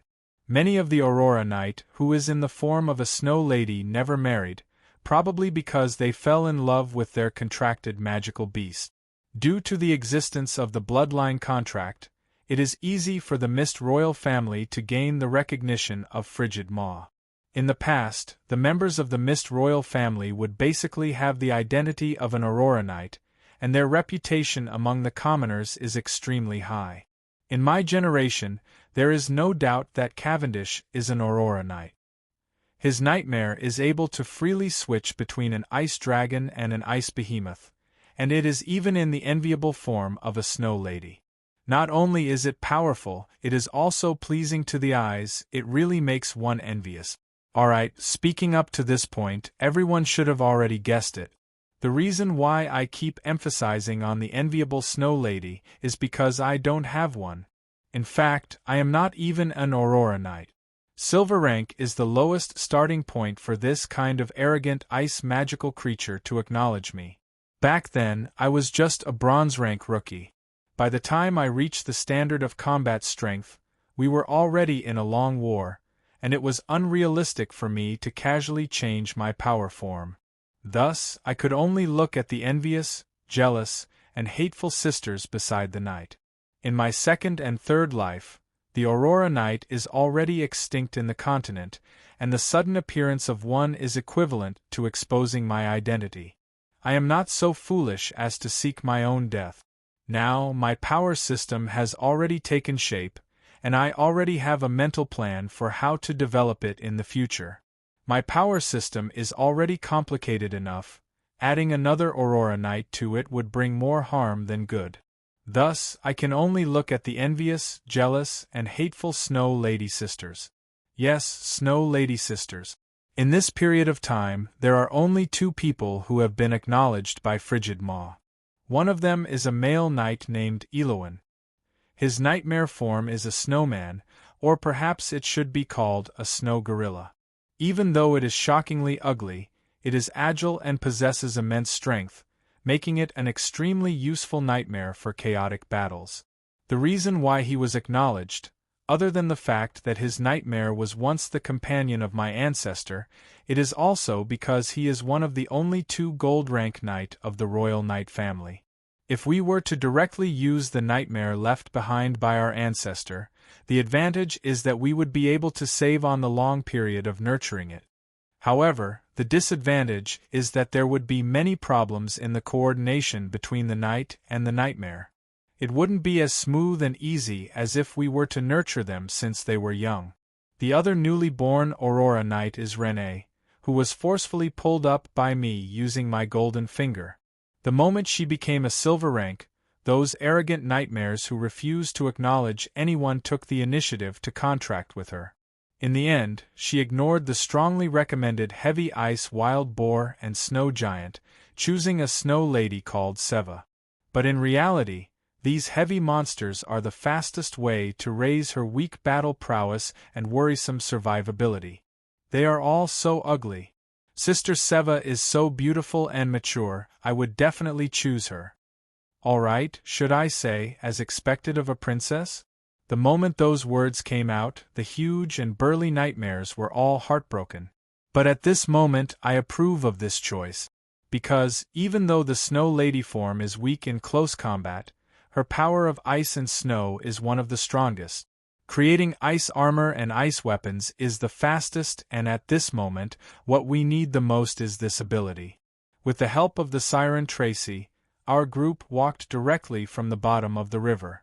Even if we were to bump into a fishman patrol team, as a high-tier seafolk, she could easily order those low-tier fishmen to retreat. However, if we were to wear armor and carry heavy weapons, even a mermaid would be unable to float. In order to make it easier for us to move underwater, we chose to travel light. When we reached the underwater base, the gigantic snowman could only give his knight a layer of equipment before preparing for battle. On the other hand, Seva prepared an ice weapon for everyone. Ice magic sword attack power, 10 to 12. If the user is an Aurora Knight, the attack power will be doubled and the quality of the weapon will be raised by 1 rank. The weapon quality is currently superior Frostblade. The blade of the sword deals additional 5 ice damage. Inextinguishable ice. The freezing magic of the frigid nightmare causes the hardness of the ice sword to far surpass that of steel. You can use it to clash with adamantine weapons without worry. Bone-piercing chill. Those who touch the magic sword with their skin will receive 1 point of ice damage per second. If the user is wearing the Winter Wolf gloves blessed by Frigid Maw, they will be immune to this damage for half an hour. The Aurora Knight will be immune to this damage. When everyone had a suitable weapon, Shiva, who was panting heavily, began to forge the armor for me. It is the super heavy armor of the Mist Country's unique job, the Avalanche Defender. After putting on this heavy armor, I lightly knock on the huge door-sized shield attached to the armor. I have completely turned into a heavy fortress, becoming the meat shield that we are currently lacking the most. As for the ice armor's additional frost damage, my Titan body had long since ignored this pitiful 1 damage per second. The alarm reverberates throughout the base. Even the slow-witted undead notice our preparations. Looking at the approaching undead night, zombies and skeletons, I caress my pale justice lightly and ignite the holy flame on the tip of my sword. Undead who should have long returned to their graves, let me use the holy flame to grant you eternal rest and purification. After saying this standard holy night declaration to the undead, I felt inexplicably displeased and muttered to myself, "Why does it sound so awkward to say? Forget it, let's just use that charging battle roar. Holy light, that evil is worth fighting." Chapter 105. Give me 10 seconds. With a low roar, I unsheathe both of my swords at the same time. Facing the incoming wave of undead, I unhesitatingly charged at the very front. So fast. Killing was an art, and art required the devotion of the body, mind, flesh, and even the soul. On the battlefield, there was no need to think too much. Give up everything and let the instincts of the body rule over everything. The exclamations behind me were no longer important as I fully focused on swinging my sword. As a close combat job, swordsmanship would forever be the foundation of everything, and I was, without a doubt, a master swordsman. In Aichi, where cold weapons were the king, swordsmanship was a skill that brought death. Thousands of years of development and inheritance had given every country and region their own swordsmanship schools. Pure warriors might not have the Holy Knight's gorgeous holy light, nor the Arcane Knight's profound magic, but they would always stand at the peak of close combat jobs. What they relied on was the sword in their hands and their well-tempered physical bodies. The sword was the king of all weapons. Among warriors there would always be the most sword users. However, even though everyone could train in swordsmanship, those who could reach a high level were few and far between. If someone's swordsmanship reached a level that mortals couldn't reach, they would receive the title of Sword Saint. This had nothing to do with a person's identity, job, or power level. The only thing that mattered was their swordsmanship. Sword Saint, the saint of the sword, a swordsman who transcended the mortal world. I was a sword saint. Furthermore, I was a wild sword saint without any inheritance and self-taught on the battlefield. Due to my unorthodox background, my swordsmanship wasn't as mystical and varied as the mainstream swordsmanship in this world. I didn't have the noble inheritance of Casolan's soaring eagle sword, so naturally, I couldn't soar and pounce like the soaring sword. I didn't have the unpredictability of Solo's illusory dragon sword, and I couldn't create phantom clones that could create 9 shadows with one sword. As for Allen's collapsing dragon sword's aura and the endless shockwave of the sword's aura, it really makes me envious. As a holy knight of the Holy Church, I didn't even learn the elegance and beauty of my own mist sword. Compared to the mystical swords that have been passed down in various countries for thousands of years, which only rely on swordsmanship to achieve magical effects, my sword is just a pure art of slaughter. It is the summary of my experiences on the battlefield, simple to the point of being ugly. Even though I was born unorthodox as well, even before I received the inheritance of the Phoenix, Adam's swordsmanship had the elegant and majestic aura of a grandmaster. After receiving the inheritance, his power increased tremendously. His sword was like the soaring of a phoenix, filling the sky with afterimages of his sword. Every time he swung his sword, there would be the cries of a phoenix and the faint image of a phoenix. It was extravagant to the extreme. When he fought with all his might, it could be seen from several kilometers away. In fact, he even had the reputation of Red Lotus Sword, phoenix clouds fill the sky. As half of his swordsmanship tutor, my swordsmanship was still the simplest basic swordsmanship. What was impressive was that it was just that little bit faster, that little bit more accurate, and that little bit more vicious. Just based on appearance, I couldn't even be considered a grandmaster swordsman, much less a sword saint. If it wasn't for the fact that I had defeated a few sword saints with my swordsmanship, even I wouldn't believe that I had become a sword saint. I started off learning basic swordsmanship. After so many years, I had learned countless famous swordsmanship and grasped many profound meanings. However, the swordsmanship that I was most proficient in and most commonly used was still the ugly and simple basic swordsmanship. Basic swordsmanship, as the name suggested, was a basic battlefield swordsmanship that every swordsman, Holy Knight and Black Knight would learn. Stabbing, hacking, pointing, and sweeping were the basic. Speed, accuracy, and viciousness were the essentials. Strength, eyesight, and agility were the basic. Everyone knew and understood it. If someone said that they could become a sword saint just by using this swordsmanship, they would probably laugh their heads off. The Red Lotus Sword Saint Adam is a world-renowned great sword saint, and is even regarded as the pinnacle of human swordsmanship. However, Adam, this brat, has never been able to win against me in a contest of swordsmanship. The reason? To be honest, I didn't know either. It was probably because I really liked playing with swords. Just by relying on swordsmanship that everyone could learn, I was still the most famous sword saint of my generation. The holy sword in my left hand glowed with a dazzling rainbow light, while the ice magic sword in my right hand glowed with the brilliance of an aurora. The beautiful sword light was like a butterfly spreading its wings. The colorful wings suddenly spread out to form a 3-meter-wide rainbow light. Then, I swung it down, causing the entire ground to tremble. At the same time, I had already turned into a destructive hurricane. With the help of the two swords that had their own attributes and the holy light, my ordinary swordsmanship had a little more color to it. The ice magic sword in my left hand, which was intentionally thickened, was edgeless. However, the thick body of the sword made it convenient for me to play with all sorts of tricks. Zombies had boundless strength, thick skin, and didn't fear pain. I slashed off the head with a slash and sliced off the bone marrow. The fulcrum of the body was destroyed, and Sleepless Corpse was completely reduced to a pile of flesh.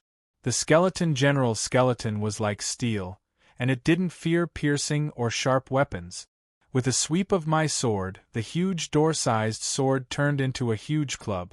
In an instant, the skeleton's body would fall apart, or even be beaten to the ground. Undead Knight? I heard that you are highly skilled in martial arts, and that you also know some dark and undead magic? Hey, what do you mean by falling with a single slash? Why are you so fragile? Little Lionheart was already thousands of times stronger than you when he was just revived. Banshee, I heard that you don't fear physical damage, and that you are skilled in all sorts of weakening spells and curses. You are basically a close combat killer? Curses are a big problem. Eat my profound 7 bitterness sword. Hey, why are you running? Can't you have some dignity as a high-level undead? You are throwing the face of a banshee. Look at the banshee queen on your shoulder, she can't even bear to look at you. Knock, tap, smash, slash. Heavy hammer, rapier, club, two-handed blade. Even though it was a heavy and clumsy sword, I was able to use it in countless ways. My accumulated swordsmanship foundation allowed me to casually turn the huge sword into a sure-kill sword that targeted the opponent's weakness. Since the start of the battle, at least one opponent would fall with every slash, and my armor hadn't even taken a single hit. This was just the ice sword in my right hand. The sacred sword in my left hand was even simpler. After I infused sufficient holy light into the sacred sword, Judgment of Justice began to announce the end of the undead. Judgment of Justice. Activate the power of judgment bestowed by the soul gem. After the sacred sword strikes a chaos being, it will be judged. If the other party doesn't pass the judgment, they will be completely destroyed. Duration, 10 minutes. Number of uses per day, 3 as long as they were to be struck. Even if it was just a slight graze from the wind of the sword, the weak undead would be reduced to dust. After realizing that this special effect was very effective against undead, and that the undead's counterattack was laughably weak, the sword in my left hand, which was originally mainly used for defense, started to be used for offense as well. The efficiency of my killing instantly doubled. My heavy ice armor was roughly the weight of a thick chain mail. My seemingly ordinary physical body actually possessed the strength of 1,000 kilograms. Even though I was wearing a thick armor, I was still able to dance around the battlefield like a paladin. But in reality, it was all for naught. Needless to say, I wasn't even able to receive a single blow from the enemy, not to mention getting injured by my defense. I finally realized that I had accidentally made a mistake. Comparing the strength of those fellows in Sulphur Mountain City to the newly born undead in front of me was like comparing a kindergarten kid to a super soldier who had been through hundreds of battles. Both of them were humans, but the difference between them was like the difference between heaven and earth. If I were to use the strength of a special forces soldier to deal with a kid, I reckon that it would be a one-sided massacre. Just as I was killing excitedly, the area in front of me suddenly cleared up. There were no longer any enemies around me. Thus, making use of this opportunity, I gripped the sword with my left hand in a reverse grip and my right hand in a straight grip. Slow, foolish. Do you think that you can compete with me like this? Dream on. After a furious roar, both of my swords burst forth at the same time. Sword light swirled around me and my entire body started to spin, turning into a tornado of death. As the two swords spun, the whirlpool filled with sword energy started to overflow. Following which, the excess and rampaging sword energy started to spread and the rapidly spinning blades drove the sword energy to spin. Finally, my entire body turned into a formless and fatal sword energy storm. Ding! Congratulations for comprehending the legend rank common swordsmanship secret, Blade Storm. Using this skill, you will turn into a high-speed spinning storm of swords. The rapidly spinning blades and sword energy will deal heavy damage to all enemy ground troops in the vicinity. Under the influence of Blade Storm, you won't feel pity, regret, or fear. Other than death, there is nothing that can stop you. Prerequisites: 20 strength, 10 agility, 15 stamina. Those who have motion sickness, boat sickness and low agility should use it with caution. I won't tell you that the invincible great sword Saint Hodal was killed by a group of kobolds while vomiting because he got too dizzy from spinning. Although I said that I comprehended it, in reality, it is just a memory. Swordsmanship can be used as long as the basic stats are up to standard. I have already comprehended countless swordsmanship along the way. There is a reason why Blade Storm is the Sword Saint's favorite secret. It has a wide attack range, allowing the swordsman to kill a large number of enemies in one go. It is the best method to deal with encirclement. Of course, its weakness is that it can't be stopped after using it. Furthermore, the trajectory of the movements will become very obvious. If I meet a strong opponent, this drilling top can easily become a target. At this moment, the undead that come into contact with the Blade Storm are basically being attacked by two swords at the same time. It is already very strong to be able to last for 2 seconds. As I move, not a single undead can escape. The Blade Storm starts to devour everything. When I finally stop, the area in front of me is already wide open. There are only hundreds of undead corpses on the ground. Ha ha ha, I am already invincible. Damn, where did this thing come from? Looking at the new opponent, I, who was just getting carried away, turns around and runs without hesitation. The reason? The newly arrived undead army has dragged over high-level siege cannons. Not to mention, the floating battleships in the distance are slowly starting to move and the heavy magic cannons are already starting to aim. As long as I am hit by one of the cannons, I will definitely be smashed into smithereens. I can reincarnate once again. The rewards are really not bad. In just a short while, this great experience gift pack has allowed me to level up once again. Just now, the system seems to have notified me that I have received some spoils of war. However, now is obviously not the time to organize the rewards. Just as I return to my teammates, I realize that everyone is looking at me as if I am a monster. After all, I only said that I would charge out to attract the enemy's firepower for 10 seconds. However, in the end, not only did I go out for a few minutes, I even single-handedly cleared out the undead on the pier. I'm sorry, they are really too weak. It was too easy for me to kill them, so I didn't leave any for you. Why are you all looking at me like that? Oh, didn't I say that I am a sword saint? All right, they are shaking their heads in unison. Only Kelly, who already knew about it, smiles and nods her head slightly. On the other hand, Renee has a look of shock, regret, and happiness on her face. As expected, his usual sloppy and unreliable personality isn't the truth. The true Holy Knight Roland is still terrifyingly strong. I am still far from his level. Originally, she was delighted that she was able to become an Aurora Knight. She was even more delighted that she seems to possess the strength to suppress the current bronze rank teacher. However, from the looks of it now, even though she doesn't know why he has fallen into a state of decline, the legendary Holy Knight Roland is still a legend. Just his swordsmanship alone is enough for him to dominate the world. A bronze rank Holy Knight Sword Saint. This is too inconceivable. The other new knight retainer, Catherine, is also stunned. She was originally dissatisfied with her teacher's strength, but from the looks of it now, not only is he more than capable of teaching her, he is even capable of teaching her father. After all, swordsmanship requires a large amount of practice, basic abilities, and the accumulation of practical experience. A holy knight spends most of his time focusing on holy light and divine art. For a sword saint to emerge from a third-rate holy knight is already inconceivable. Not to mention, the fact that a low-rank holy knight has become a sword saint goes against all common sense. As long as your talent in magic is half of your talent in swordsmanship, you won't become the shame of all mages, the mage heavy cannon tower. On the other hand, the black cat on my shoulder, as usual, is unable to utter anything decent. As usual, I ignore it. However, this wasn't the time for idle chatter. The mage towers that served as the base's defense began to flash, and on the tallest mage tower, a pitch-black figure stood up.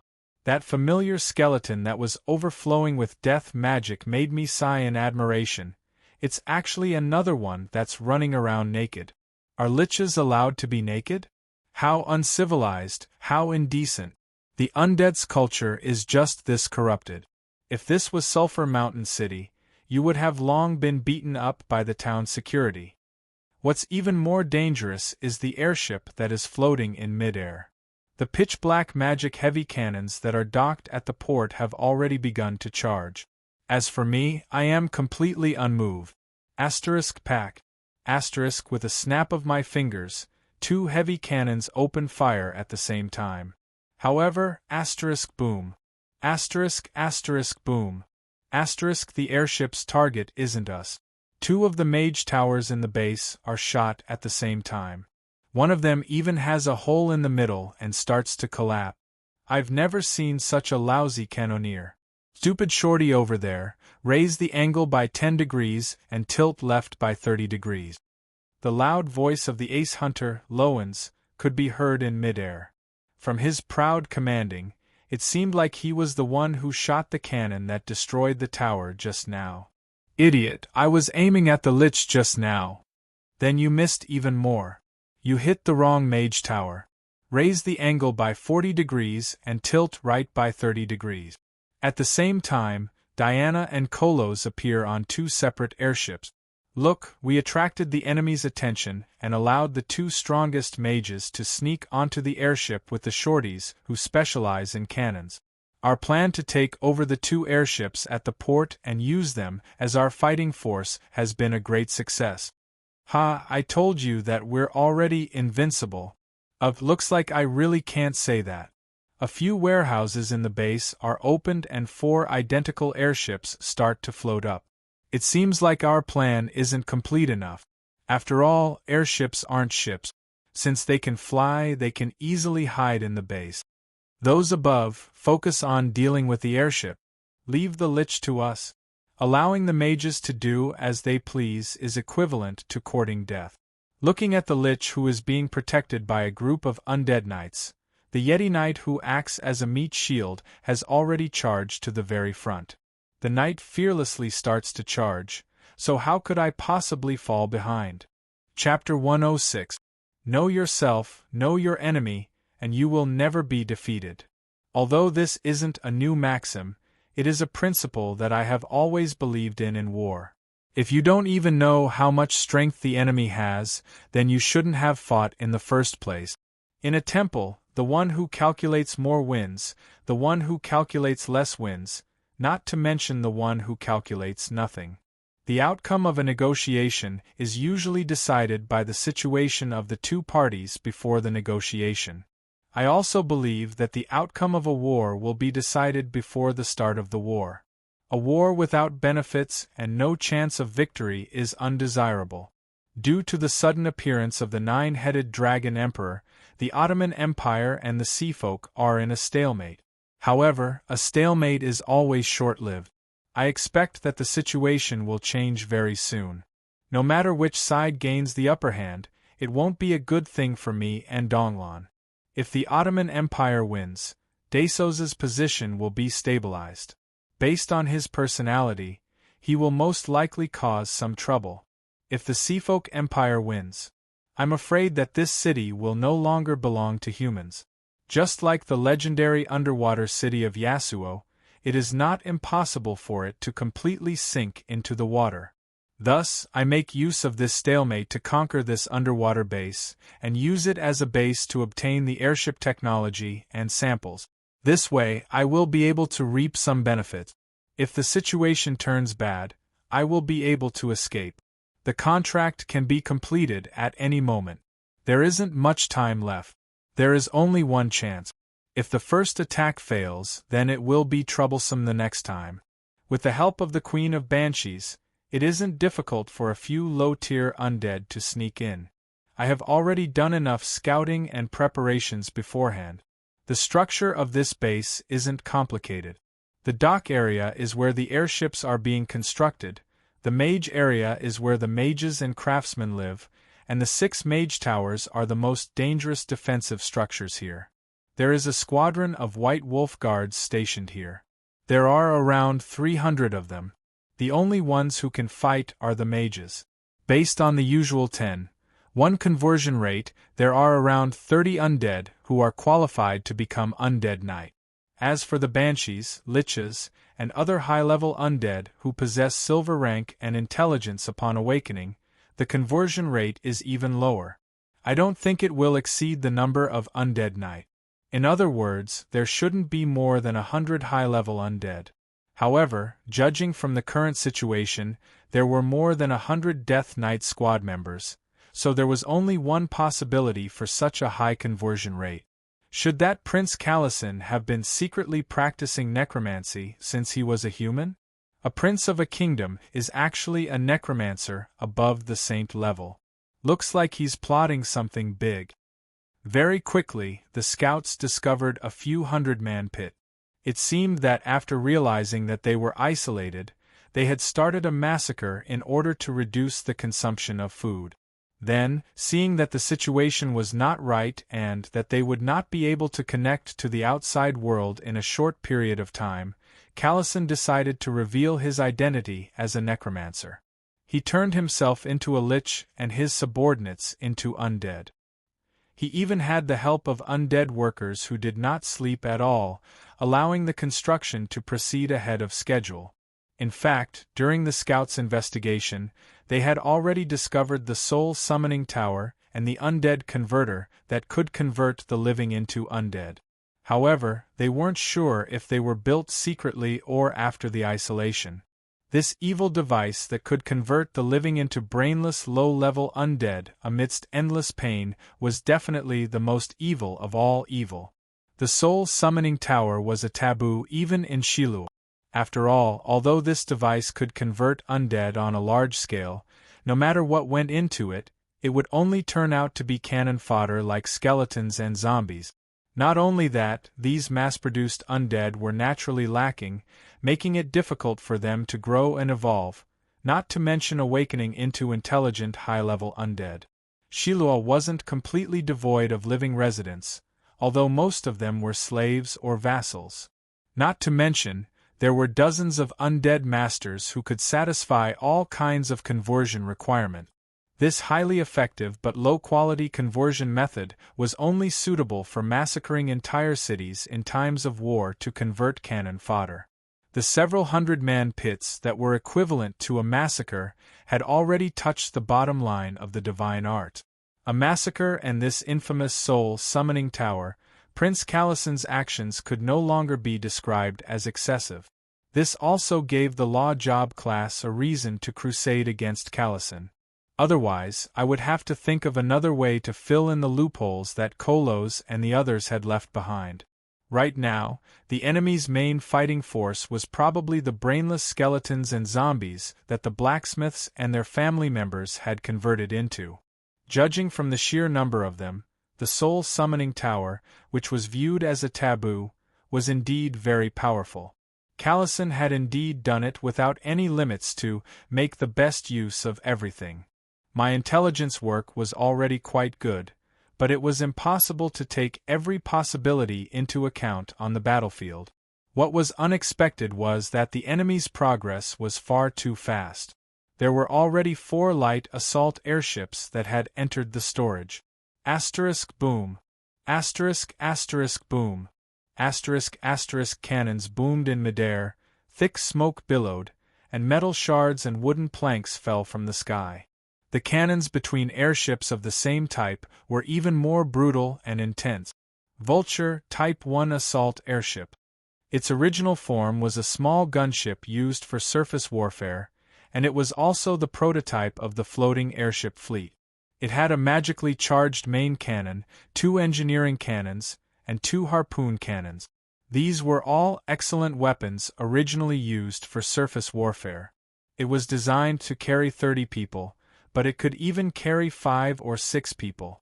The current floating airships were still at the stage of imitating surface ship. It was far from the domineering might of the Cloud Army that would soar into the sky 10 years later. In fact, in my eyes, even 2 legend-rank mages would be able to take it down. Even though it wasn't too strong, it was still an extremely important prototype airship. The floating turbine system on it, as well as the ship's aerial control system, were the most classic initial models. At the same time, the word initial also meant that its structure was simple, making it easy to analyze and imitate. Thus, even if the Ottoman Empire started to sell some low-tier floating airships in the future, this original Vulture would never be sold. Due to the appearance of the ambush, we were now facing a bitter battle of 2 against 4. Originally, we, who had lost in terms of the number of ships, would definitely be at a disadvantage in terms of manpower. However, with the addition of the goblin engineers that Ingo brought, compared to the slow-witted newborn undead, our crew members are much more capable. On the other hand, the ace hunter lamans who had been playing with guns for more than 200 years, displayed astonishing skills in operating a cannon that was extremely similar to it. Not only was he able to hit the target with his main cannon, he even had the spare time to calculate the angle of the other ship's main cannon. Amidst his curses, he gave orders to the other warship. On the other hand, even though the number of warships on the other side had doubled, their crew members weren't able to bring out the full potential of the warship. The newborn undead were still very weak. Calison's undead army lacked a solid foundation, and the intelligent undead in his hands were extremely limited. Even if they were to be controlled by his necromancy, there would probably be quite a number of them who harbored hatred in their hearts. After all, to most of the ordinary humans who believed in the gods of order, they would rather die and enter the divine realm than become bloodthirsty undead that was viewed as an enemy by the world. There weren't many trustworthy people that he could use. Low-tier skeletons could be used as laborers, but it was too much for them to be used as crew members that required skills. On the other side's warship, there was only 1 or 2 necromancers and 2 middle-tier undead who could barely speak. Then, they used a bunch of skeletons and zombies as sailors. The necromancer who was the captain was most likely a mage in the past. As he fought, he forgot to fire his cannon. Or perhaps, when he realized that he couldn't hit the target no matter how hard he tried, he jumped onto the deck and started casting his spells. However, the fact that the other party was a mage and was attacking independently reminded Kolos. Thus, the sky was filled with thunderstorms and the cannons and thunder roared at the same time. As a legendary tier great druid, the interference of crows causes the balance of the aerial battle to tip over completely. Lightning strikes furiously and the other party's airship is struck by lightning repeatedly. Even the sails of the airship are set ablaze and smoke is rising from the deck. In the Elven Kingdom, the Storm Drool was a turret job that was comparable to a fire mage. When he went all out, it was as if he had multiple main cannons. Not only would his firepower be doubled, the accuracy of a mage's spells would be far superior to a heavy cannon, which required a large amount of calculations. In just a short period of time, Kolos and Lamans's warship was actually suppressing the other 4 warships on the other side. Both sides continuously fired their cannons. Thunderstorms and death spells were fired back and forth. The flames and explosions of the main cannons tore through the sky, and the smoke of the heavy cannon began to fill the air. Crash. Finally, the first casualty appeared. Heavy cannons and thunderstorms simultaneously struck the Vulture warship with the number 3 on its deck. It was the first warship to break apart. Its body split open from the middle, and the rear half of the warship exploded into sparks. The front half of the warship began to fall. When the third warship exploded in midair, the situation became 2 against 3. The light of victory appeared on our side. However, it was a pity that we rejoiced too early. The other side's magic support and the Lich weren't just for show. Suddenly, the Lich Calison's mage tower also exploded with an intense red light. A gigantic flame blast with a crimson glow shot out. The fireball, which was filled with fire magic, was huge and fast. It was impossible to block it. Boom. Even though Kolos's thunderstorm attempted to block it, the gigantic fireball still struck the first warship that Diana was on.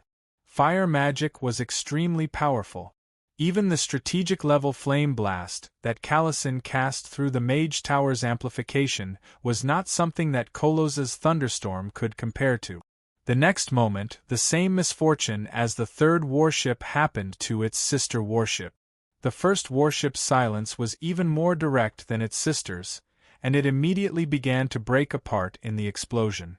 Jump off the ship. The gnome engineers unhesitatingly began to jump off the ship.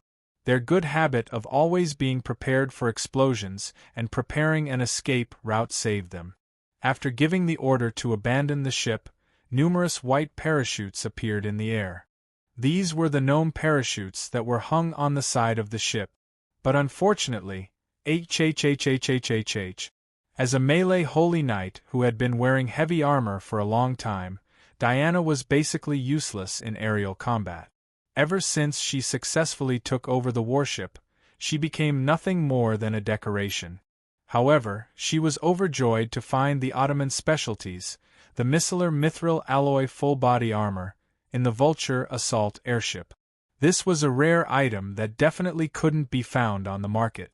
Thinking about how she was currently in battle, she unhesitatingly put it on. All right, we could understand the desire of a melee knight who had been acting as a meat shield for a long time to have good armor. However, a simple and crude parachute would definitely be unable to carry a fully armored, heavily armored holy knight. The screaming legend-ranked holy knight used her own example to explain that even a holy knight needed to add a point of intelligence. Even if it would be useless in battle, dying from stupidity would be far too unsightly. As previously mentioned, although the micellar mithril alloy contained elements of mithril, most of it was an alloy of rare and precious metals. Although its defense and mana capacity were excellent, it was far too heavy. Not even the Ottoman warhorses that were fully equipped with heavy armor would be able to carry it. This forcefully turned the White Wolf Guards into light cavalry. The heavily armored infantry's full body armor had even better defense, but it was also naturally ridiculously heavy. If a can of apple was thrown down from a height of more than 100 meters, regardless of whether the can would shatter into pieces or not, the apple would definitely turn into fruit jam. And if Diana really fell down, no matter if she was a legend-ranked knight or something else, she would instantly turn into elf jam amidst the shards of armor. With her legend-ranked strength, if she didn't wear this full body armor, she could still think of a way to survive. But now, the full body armor was just like a metal cage. No matter how regretful she was, there was nothing she could do. Moon Knight Diana died in AD 1897. Cause of death: stealing and being too stupid. Big foolish lass, why are you so stupid? She could already imagine what those fellows with bad habits would write on their goals. HHHH, save me. It's too embarrassing to die like this. I haven't completed my life's goal yet. My savings are hidden in my boot. Please help me pass them to Victoria and, Lord Patricia, please guide me on the path. I repent my sins to the holy light. Lord Womians, I haven't seen your great achievements yet. I haven't dated anyone before. I don't want to die. Lord Womians, save me. All right, I had already started to close my eyes to pray. But suddenly, my body felt light and the speed of my descent slowed down. Then, it seemed to have stopped. Fool! You still remember to call for me to save you, at least you aren't completely hopeless. When she opened her eyes, she saw that a familiar person was pulling her. Golden wings were spread out, and the fiery halo on his head was burning fiercely. That legendary posture made Diana think of a certain legend. Angel? Am I already dead? Lord, why are you here as well? Are you dead as well? Are you actually an angel? The legend-ranked knight, who was scared to death, had a panicked expression on her face. The moment she opened her mouth, she completely exposed her adorable nature beneath her mature exterior. In the legends, angels are indeed the ones who receive the souls of the dead. But, when she opened her mouth, why did I feel so awkward? I take back what I said just now. As expected, you are hopeless. What do you mean by you are here as well? I have never been able to go to heaven in my life. With a flap of my wings, I flew in an arc, dodging the storm arrows and fireballs shot at me from the mage tower in the distance.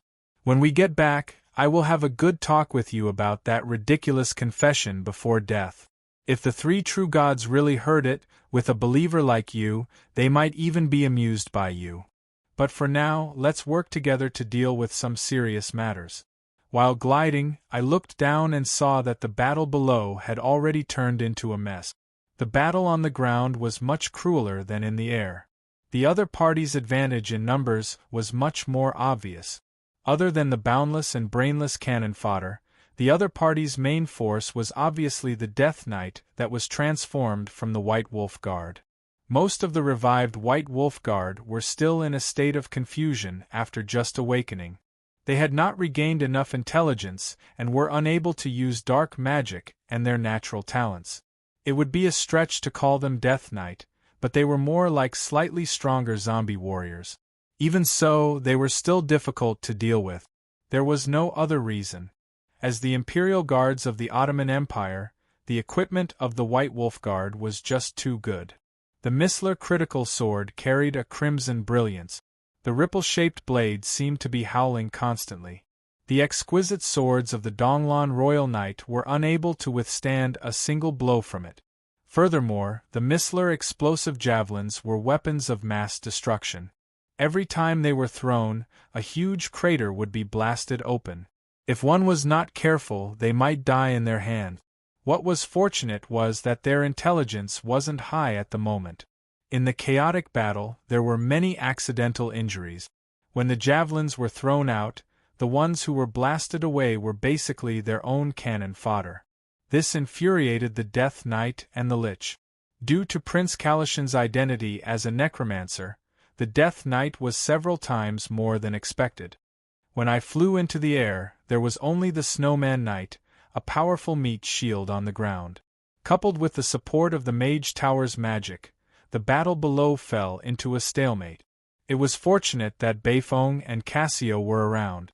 Against the threatening explosive javelins, their arrows were able to easily detonate them in advance, preventing us from suffering heavy losses. Even though the battle on the ground was getting more and more difficult, I didn't have any intentions of interfering. After all, I had to take the initiative in a battle. I didn't have much time to transform, so I had to maximize my mobility. As for the battle on the ground, looking at the time, it was about time. Rumble! Rumble! As expected, very quickly, an explosion not too far away attracted the attention of everyone. The hidden chess pieces that I had arranged were indeed effective. As expected, it would be a waste to leave Grimm and Ingo on the battlefield. It would be more suitable for them to wreak havoc behind the enemy's back. Yes, since we have the other party's intelligence, it would be foolish for us to fight them head-on. We are lacking in numbers, but we have plenty of experts, making it suitable for small-scale battles. From the very start, I had split my manpower into several small teams. Kolos and Diana were the first and second team to seize the ship. The explosive maniac Grimm and Ingo were the first team to destroy the explosions at the enemy's back. Following the explosion, the arcane radiance of several mage towers began to extinguish. Then, due to the poor connection between the two towers, they flickered in and out of existence. Finally, they completely dimmed. It was evident that Clint and the others had completed the target of my explosion. The energy pool of this base had been successfully destroyed, and the mage towers that had lost their energy supply were beginning to collapse. Before the backup energy source and the small-scale energy source within the mage towers are activated, let's complete our primary objective. The primary objective of this battle? It's to suppress Callison himself. Fighting a war of attrition against the undead army is the most foolish choice. The boundless and never-ending sea of undead has no concept of fatigue or morale. They are always able to exhaust the stamina and blood of their opponents in a war of attrition. Against such an army, decapitation is the best choice. As long as the undead lord falls, his army would become meaningless and might even disintegrate on its own. At this moment, the mage towers are temporarily deactivated and I can fly again. Furthermore, I am bringing along a silly lass as my trump card. I would be a fool if I didn't go straight to the main objective and find trouble with the undead lord. Spreading open my golden wings, I glide in the sky, leaving a trail of golden light wherever I pass by. As for the weight in my hands, my 20 points of basic strength allowed the female knight in my right hand to bear the weight. Boom! However, it is evident that my flying skills are still lacking. In a moment of carelessness, I knock into the sail of the No. 6 assault airship. I am fine, but a large hole in the shape of a female elf appears on the sail. I casually cut off the mast. Looking at the chaos on the enemy's airship, I pull it up again. Lamans didn't miss this opportunity. Taking advantage of the fact that the enemy has stopped moving, he accurately shoots a bullet at the ammunition warehouse, causing No. 6 to explode into sparks. The situation in the sky has become 1 against 2. The side with fewer numbers has the legend rank droll and an ace archer, so I don't have to worry about the situation in the sky anymore. I'm sorry, I didn't see it. Looking at Diana, who was seeing stars, I whispered apologetically. You must have done it on purpose. No, I really didn't mean it before. But this time, I did it on purpose. Ah! Looking at my loosened right hand and the screaming Diana below, I smile gleefully. This time, I really did loosen my grip on purpose, and it seems that my aim was quite accurate. Boom! The pitiful number 5 deck is smashed through. The Lich that I had my eyes on is smashed into minced meat by the female knight. The shockingly heavy Diana's momentum doesn't decrease at all, and she actually falls directly to the second floor. Diana, I will give you 2 minutes. Clear all the high-level undead on this ship. However, what is strange is that I didn't hear the expected sounds of killing. Instead, after a series of dong-dong-dong footsteps, Diana runs up to the deck from the lower floor. Lord, hurry and bring me away. This ship is about to explode. Alright, I trust her words. If you have any doubts, just say it on the way. As expected, just as I carried her and flew for a short distance, I heard the sound of an explosion behind me. Boom. This explosion is even louder than the previous one. It is obvious that the ammunition warehouse exploded together with something else. What happened? You fell on the ammunition warehouse? Why have I been so unlucky recently? Diana, who was muttering to herself, only regains her senses after hearing my question. When I was on the second floor, I smashed an undead knight to death. From the captain's hat, it should be the captain. In the end, I actually fell straight to the third floor, right into the engine room, and ended up landing on the main engine. The engine is spoiled? If the engine is spoiled, it would explode immediately. Looks like the stability of this airship is really bad. It's not that. Diana scowls, but there is an embarrassed red blush on her face. Just as I stood up, I touched a button with a red skull on it. When I stood up, I accidentally pressed it. Alright, since we are all from Sulphur Mountain City, it is enough for me to say this much. Everyone knows about the bad habit of the goblin engineers to leave a red skull on them, and everyone knows what that skull represents. Smashing 2 high-level undead to death, and just touching the self-destruct button when I stood up? This luck. Choosing you as my bodyguard is indeed the right choice. What a good lightning rod of bad luck. No wonder I felt that my luck has been good recently. Looks like with the help of the Star of Comet, all my bad luck has been absorbed by you.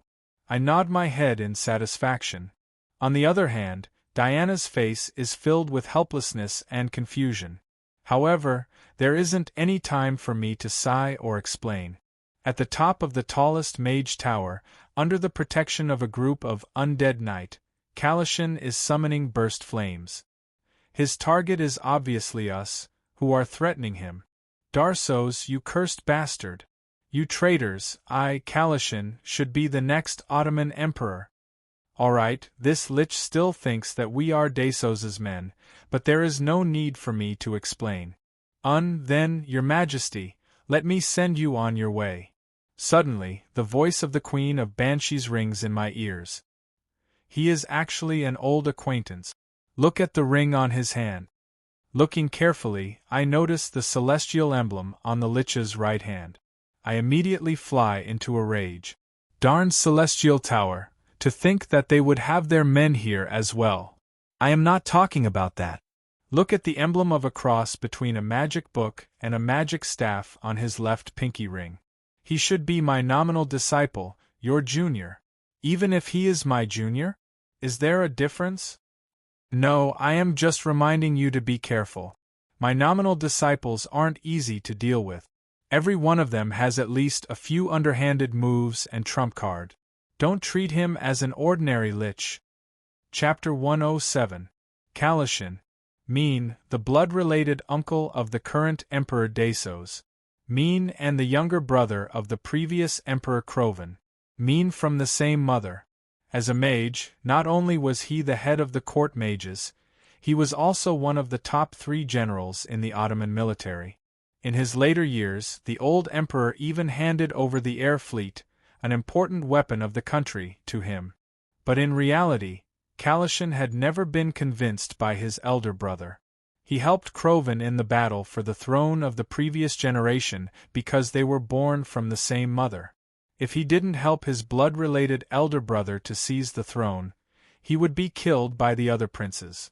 But in reality, as the number 1 genius of the previous royal family, his dream of becoming the emperor had never been extinguished.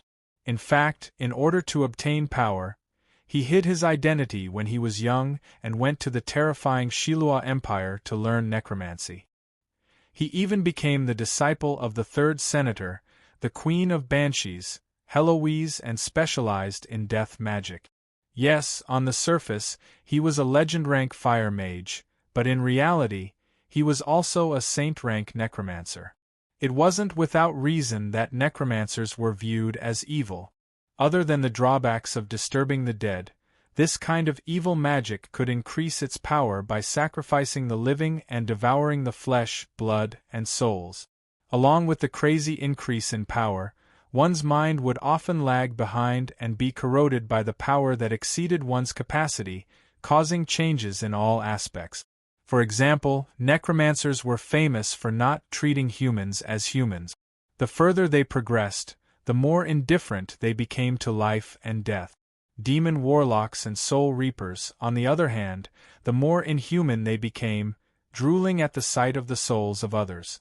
Blood mages, on the other hand, were more vampiric than vampires when they reached the bloodthirsty stage. They looked at humans as if they were looking at food.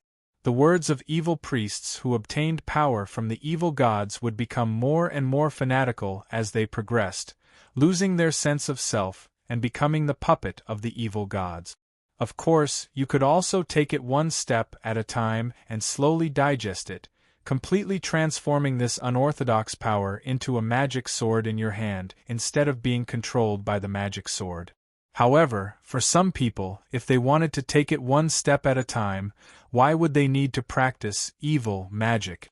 The side effects of having their personality affected were completely acceptable. The most alluring part of these non-mainstream magic spells was that it was very easy to achieve immortality, although this immortality would most likely require an additional price. For example, for necromancers, if they didn't meet with accidents, even if they weren't skilled enough to become a lich, it wouldn't be difficult for them to transform into a skeleton mage or lich. For humans who fear death and the unknown, the temptation of immortality is sometimes hard to resist, especially for ambitious people who yearn for the peak.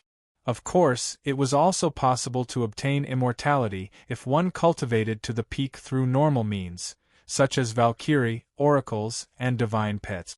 However, there was still a price to pay for such immortality. Although it seemed very noble and high-class, in reality, they would become servants and thugs of the gods. Callison, who had already achieved immortality, had always been ambitious. However, it was a pity that although his personal strength was negligible, his brother Crow had deep attainments in politics and military affairs. Under his governance, the strength of the Ottoman Empire was rising day by day.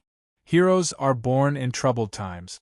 If the world was not chaotic and the country was stable, there wouldn't be much soil for trouble. Naturally, these ambitious people had to hide their foxtails and pretend to be loyal and capable ministers. Thus, even though Callison was a saint-rank archmage, not only did he pretend to be a legend rank, he even groomed a large number of loyal subordinates during his many years in the military. He controlled close to 30% of the White Wolf Guards, waiting for a flaw to appear in Crow's governance. He had long seen through his nephew Desos' ill intentions, but he still helped him cover it up. As long as Desos makes his move, it might be the day that he would fish in troubled waters and rise to power. Fortunately, or perhaps unfortunately, Callison was too outstanding in pretending to be a loyal minister. Or perhaps Crow had already seen through his younger brother's ambitions and was worried that there would be problems when he succeeded the throne. Thus, he allowed Callison to accept the position of the commander-in-chief of the underwater base. After discovering the greatest trump card of the Ottoman Empire, how could he let it slip by? Thus, when Desos made his move, this ambitious uncle was trapped in the base instead, missing out on a golden opportunity. Alright, let's not talk about how this ambitious and unlucky fellow was eliminated for such a laughable reason. What we are facing now is the final rage of an ambitious schemer who had been preparing for decades. Die. The moment I raise my staff, the pitch-black power of death morphs into a ghostly finger and shoots towards me. Instantaneous Death's Finger? It can't be. Death's Finger is an 8-circle necromancy spell that only legend-rank necromancers are able to grasp. To instantaneously cast it, the difficulty would be raised by at least 2 circles. This isn't something that a saint-rank necromancer would be able to do. You are still thinking about this even when death is at your doorstep, seeking your own death? Actually, if this Death's Finger were to be directed at Diana, even a legend-rank magic-resistant female knight would shiver in fear. However, if it were to be directed at me, perfect courage, immune to fear-type, death-type magic and talent, the user will always be in a state of high fighting spirit. This effect can be shared with 3 party members. The complete version of Pale Justice is indeed worthy of being the Holy Light Sacred Sword of the Order faction.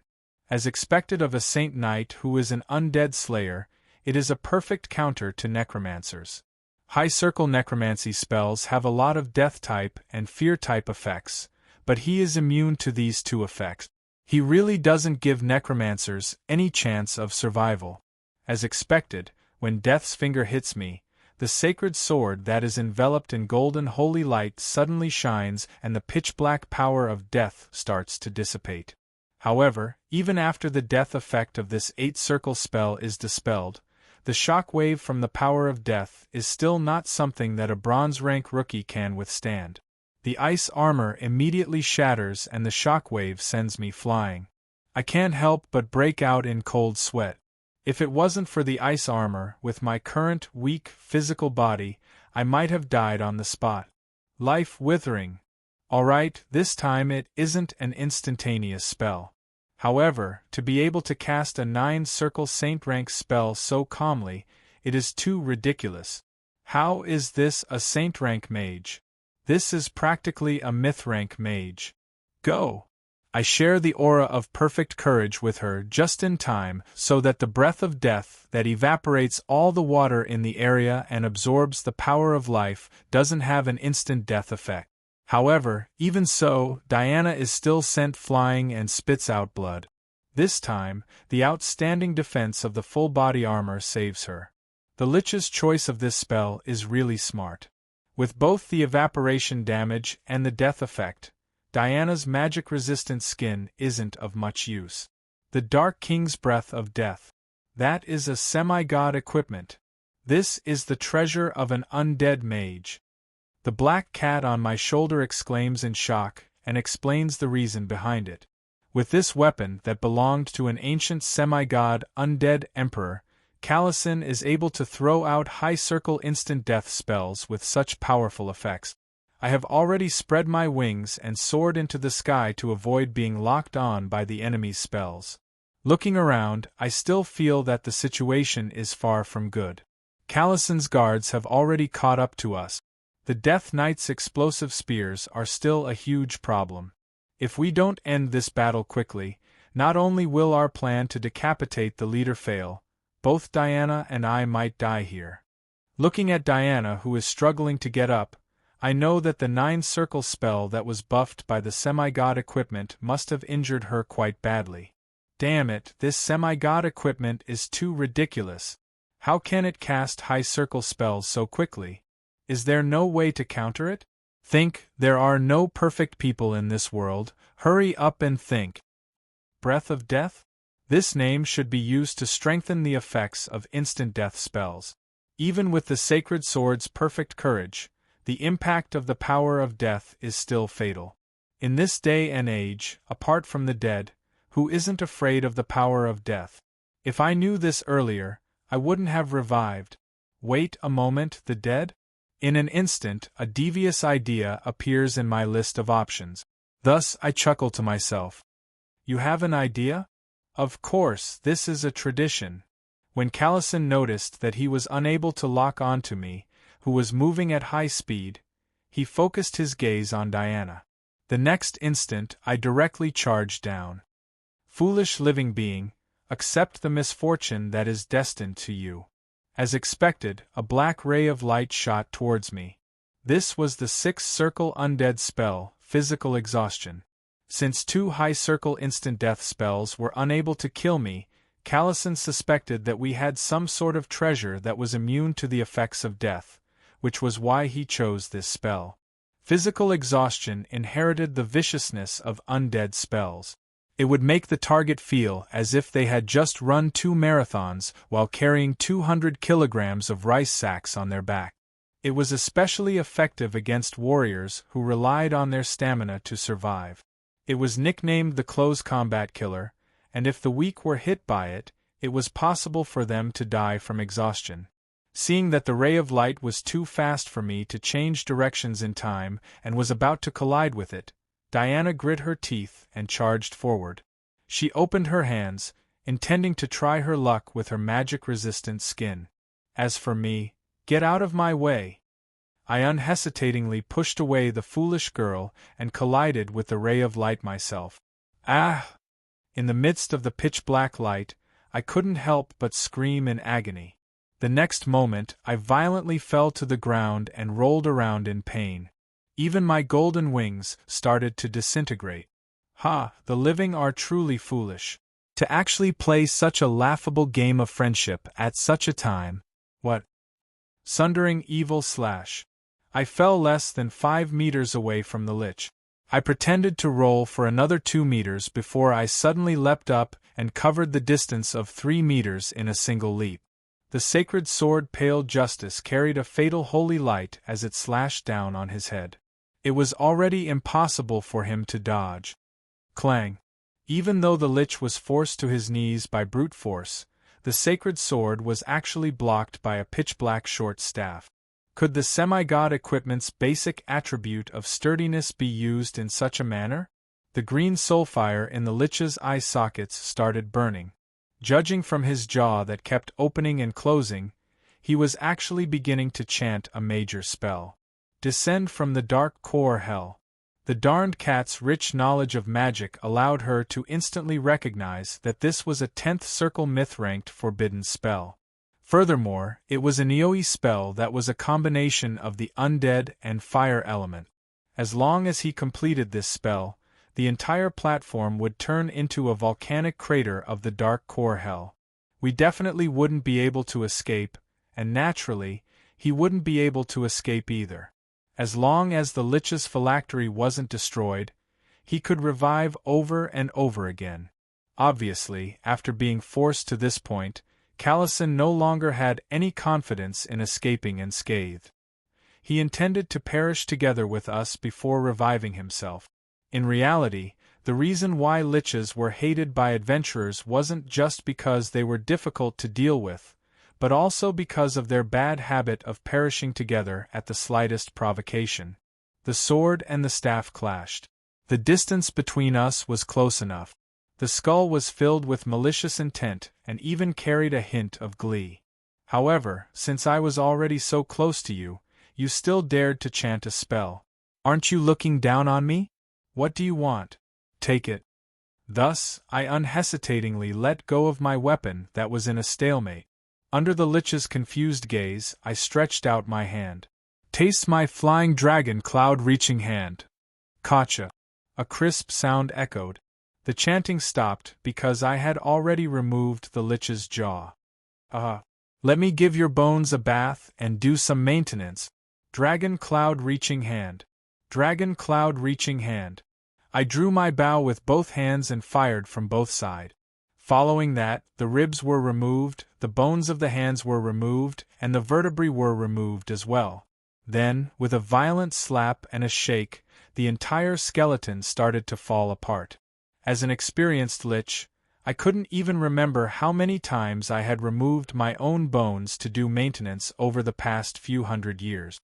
Just like how an experienced veteran could close their eyes to dismantle a gun, I could also close my eyes to dismantle a skeleton into its bones before closing my eyes to put it back together. In a short 10 seconds, all that was left of Lich Callison was a skull without a chin. Without any hesitation, I stabbed the holy sword into the soulfire within the skull. As expected, a bizarre soul fluctuation spread, and we could faintly hear a scream of agony coming from the depths of the soul. All right, His soul fire has been burned by the holy flames. Even if he revives, it will take at least a few days. Done and done. Next, we need to find his phylactery before he revive. Indeed, it was done and done.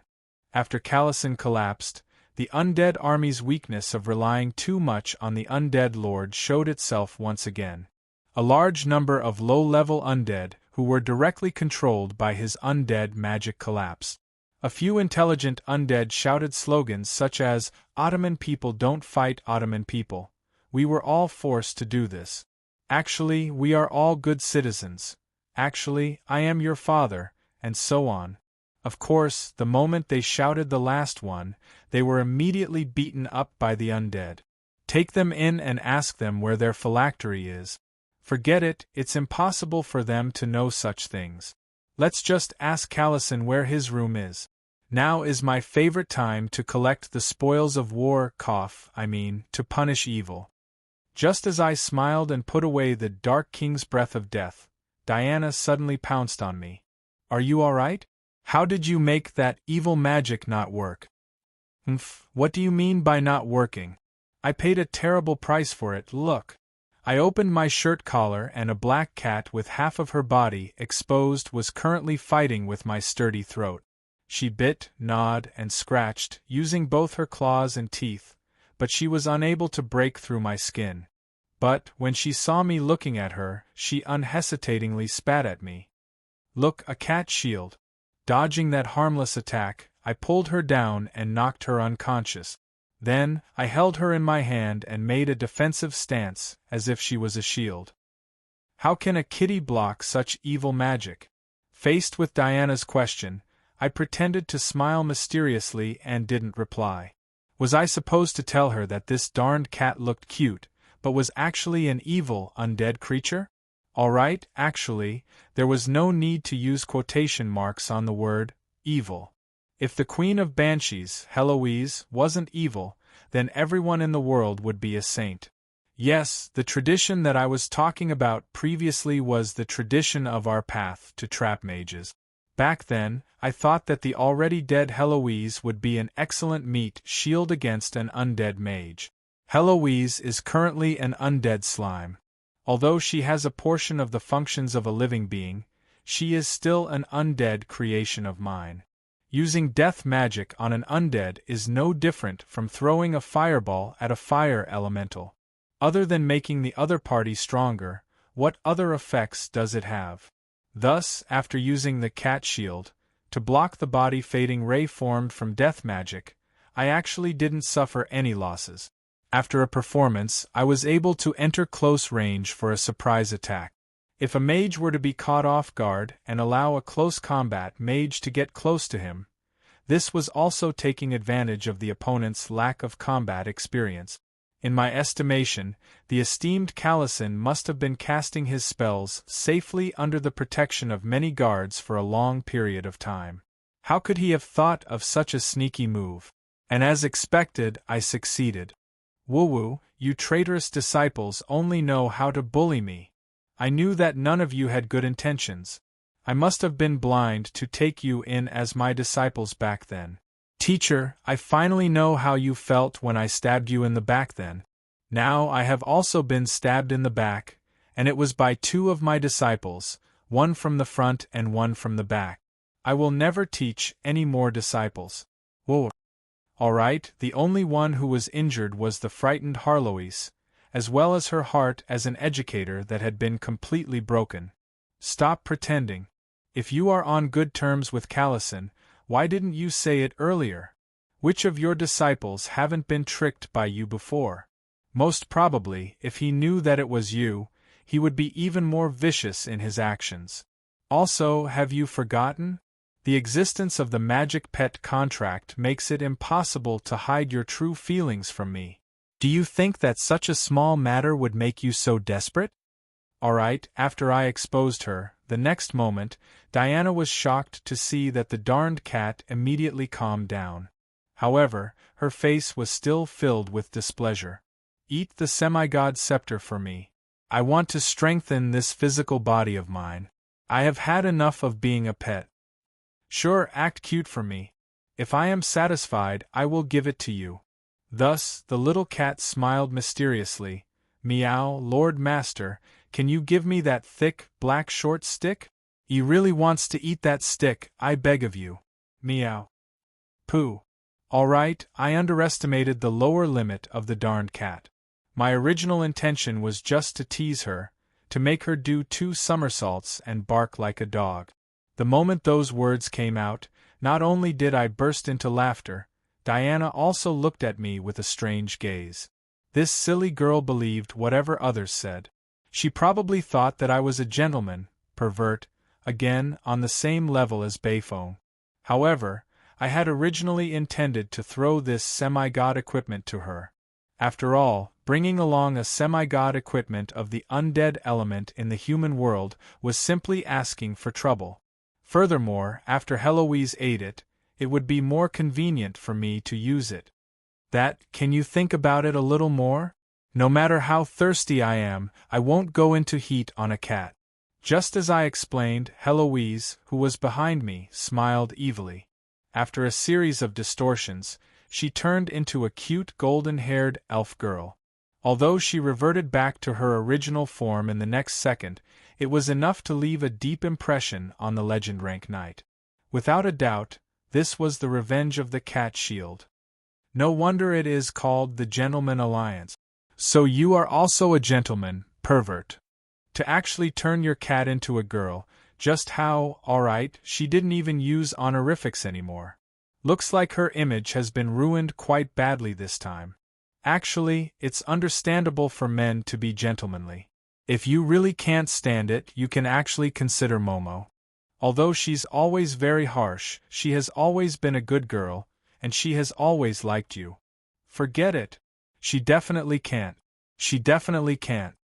Diana's untimely matchmaking reminded me of a few days ago, when we were choosing an Aurora knight.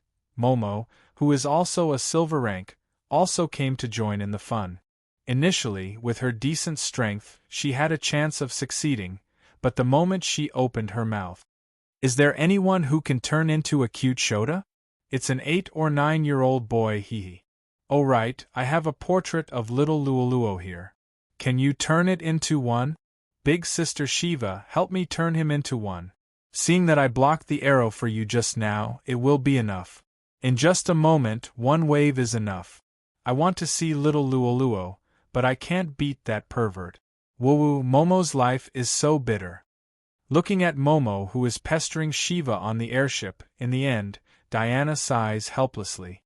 It is because she is getting weirder and weirder that I want to marry her off as soon as possible. If you can't deal with her yourself, you send her out to harm others? Diana, you have also become bad. However, I still have to thank you for the night attack alarm last night. Otherwise, the consequences would be unimaginable. Sigh, actually, it is your fault. She was clearly very normal in the past. How can you blame me for this? It is obviously her.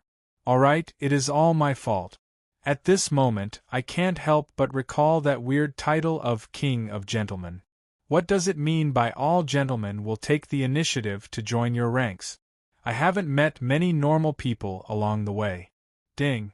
Congratulations to the host for discovering the hidden effect of the King of Gentlemen. Not only will it make gentlemen voluntarily join your faction, but it will also turn ordinary people into gentlemen. It will turn a little gentleman into a great gentleman into a divine gentleman, and a divine gentleman into the King of Gentlemen. System notification.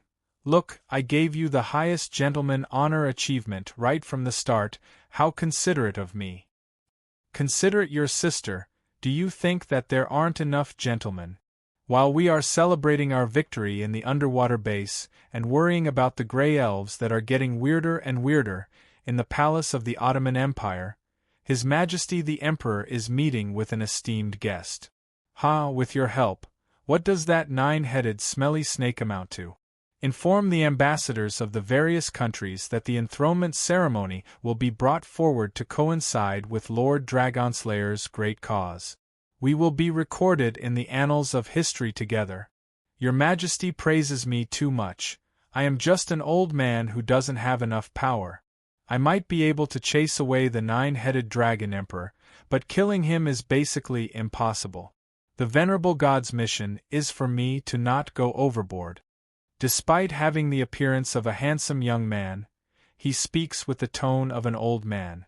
From his fair skin that is tinged with gold, and the faint halo of light at the back of his head, he isn't a mortal, but Valkyrie, a servant of a true god. After a round of pleasantries, Dasos sends Valkyrie away. His previous arrogance turn into a cautious expression. Lone to Basra, when his opponent is a dragon, will he show mercy? And not go overboard? That's insane. Sending this bloodthirsty Valkyrie down to the mortal world, is the moon goddess intending to have a decisive battle with Lady Storm? Damn it, get the entire army to make preparations. If things go wrong, things might get out of hand. Then, why are you still making use of this opportunity to hold the enthronement ceremony? It's not like you don't know how many ambassadors find excuses to leave every day. If the Ottoman Empire wants to become a superpower, they must form an alliance. Now that we are riding a tiger, it's hard to get off. Since the ending can't get any worse, why don't we take a gamble? Chapter 108. The Undead Calamity's weakness of relying too much on the undead at the head level was its weakness. Following the fall of the Lich, Calison's undead army also disintegrated. In the eyes of us, who were once undead lords, this meant that the composition of this army was extremely chaotic. The more mature an undead army was, the more mid-tier and high-tier undead there were. The more mid-tier commanders there were, the stronger the low-tier cannon fodder would become and the less afraid of being beheaded. However, after the fall of Emperor Yongye, the Yongye army immediately disintegrated and went to the other extreme. There were too many mid-tier and high-tier undead, to the point that after losing Emperor Yongye, with the allure of the country of the undead and the eternal night scepter, too many experts tried to climb to the top, but ended up falling into internal strife. Speaking of which, that junior Lich is really stupid. To actually chant such a long incantation in front of a melee fighter. Is he tired of living? Was this also taught by you? His combat experience is so lacking. Looks like your teaching standards are getting worse and worse. The darned cat on my shoulder was so angry that her fur was standing on end. If it wasn't for the fact that her teeth were broken when she tried to bite me, she would definitely pounce on me again. I understood her. Usually, she was as thick-skinned as me and didn't care about anything I said. However, as long as her magic standards and teaching standards were questioned, she would definitely jump up in anger. That wasn't taught by me. I wouldn't teach such basic things. It was obviously that idiot who lacked combat experience. I'm not a kindergarten teacher. Why do I have to repeatedly teach such basic things? Yes, the basics.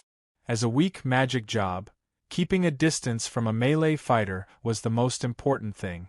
In a battle between a high-tier mage and a melee fighter, the melee fighter would try his best to close the distance while the mages would use defensive magic to dodge or teleport to widen the distance. The two would cycle back and forth until one side finally revealed an opening. That would be the moment of victory. In the end, the mages would either have enough distance and time to concentrate their firepower on killing the melee fighter, or the melee fighter would exhaust the opponent's defensive magic, escape magic, and control magic and be chopped into pieces by the kitchen team. Truthfully, this was very unfair. Magical classes could make multiple mistakes, but melee classes could lose their lives if they made a single mistake. In most cases, it was true that the melee classes could not catch up to the magical classes no matter how hard they tried, resulting in them being toyed with to death. However, there was no such thing as absolute fairness in this world. Magic classes had extremely high requirements for talent. Among humans, magic classes were less than 1/10 of those of the same tier, and they required a lot of time and wealth to nurture. Hence, it was easier for magic classes to obtain a high status in human society than melee classes. As a court archmage and a prince of the royal family, Callison undoubtedly held real power. However, another aspect of his high status was that he lacked the opportunity to practice in actual combat. Whenever he went out, he would always be accompanied by a large number of bodyguards. How could he be allowed to personally fight for his life? Should it be said that he was immature to the point of being naive? This junior of mine is actually chanting an incantation in front of me. Even if my rank is much lower than his, there is no need for him to ignore me like this. Even if I don't forcefully tear him apart, pale justice will attack me a few more times and I will be finished sooner or later. I feel that we should expel Callison from our school. I have never taught such a shameful disciple. You should just be happy. If it wasn't for the fact that this guy lacks actual combat experience to the point of being ridiculous, with that saint-rank weapon and his strength as a saint-rank Lich, you would definitely not be able to win. Heloise's words were very honest. This really couldn't be blamed on my teacher for not teaching me well. It was obvious that he usually relied on his saint-rank weapon and saint-rank strength to use high-circle spells to kill everything. Now that he met an unkillable opponent, he panicked and messed around. If it wasn't for Callison being foolish enough, with his legendary fire and saint-rank undead strength and that saint-rank weapon, he would have at least a dozen ways to win. No matter what, he wouldn't have been instantly killed. This fully confirmed the old saying, no matter how good one's martial arts is, if one's brain isn't good, sooner or later one will be smashed by a brick. I nodded my head with a heavy expression, but a smile was already forming on my lips. This junior of mine is simply the captain of a treasure delivery team. The equipment on him is really not bad. I will kindly accept this saint-rank weapon. Dark God's Breath of Death Attack Power, 1-2, saint-rank weapon one-handed scepter, usage requirement, intelligence 15+, high-rank necromancer breath of death. Able to store up to 3/8 circle, legendary rank, death-type spells. As long as it is activated, it can be instantly cast. If it is a 9th circle spell, epic rank, it can be cast without using any materials. However, you can only store one 9th circle spell. Domain of Death. With the scepter as the core, there exists an invisible domain of death. In this domain, the effects of death magic will be amplified by 50%, and the success rate of instant death will be increased by 30%. Face of the Dead. The user's intelligence increases by 2 points, physique increases by 2 points, and they are immune to fear and death-type abilities. However, their charm will be reduced by 10 points. This attribute can be reduced to a negative number. Dark God's Protection. Summon an invisible shield that absorbs 200 points of magic damage or magic weapon damage. Before the shield is broken, the user will be immune to stun, transformation and other control-type spells. Lasts for 10 seconds. Dark God's Rage. Active ability. After using it, the user's next spell will carry an instant death effect, even if it is just an ordinary magic missile. The instant death effect is equivalent to the rank of the spell. Soul Conversion. Extract the soul of the dead and convert it into pure death magic. The ancient undead emperor, the Dark God, once reached the pinnacle of the domain of death. Legend has it that just by breathing, he is able to make the living enter the realm of death. Even though he has already fallen, this semi-god equipment still contains a portion of his soul shard. Perhaps an undead lord can use this to comprehend the mysteries of death and enter the supreme throne of a semi-god undead emperor. This is a typical semi-god equipment for combat. Not mentioning the mysteries of the undead emperor's soul shards that are able to drive undead lords crazy, it is, after all, a mirage that depends on luck.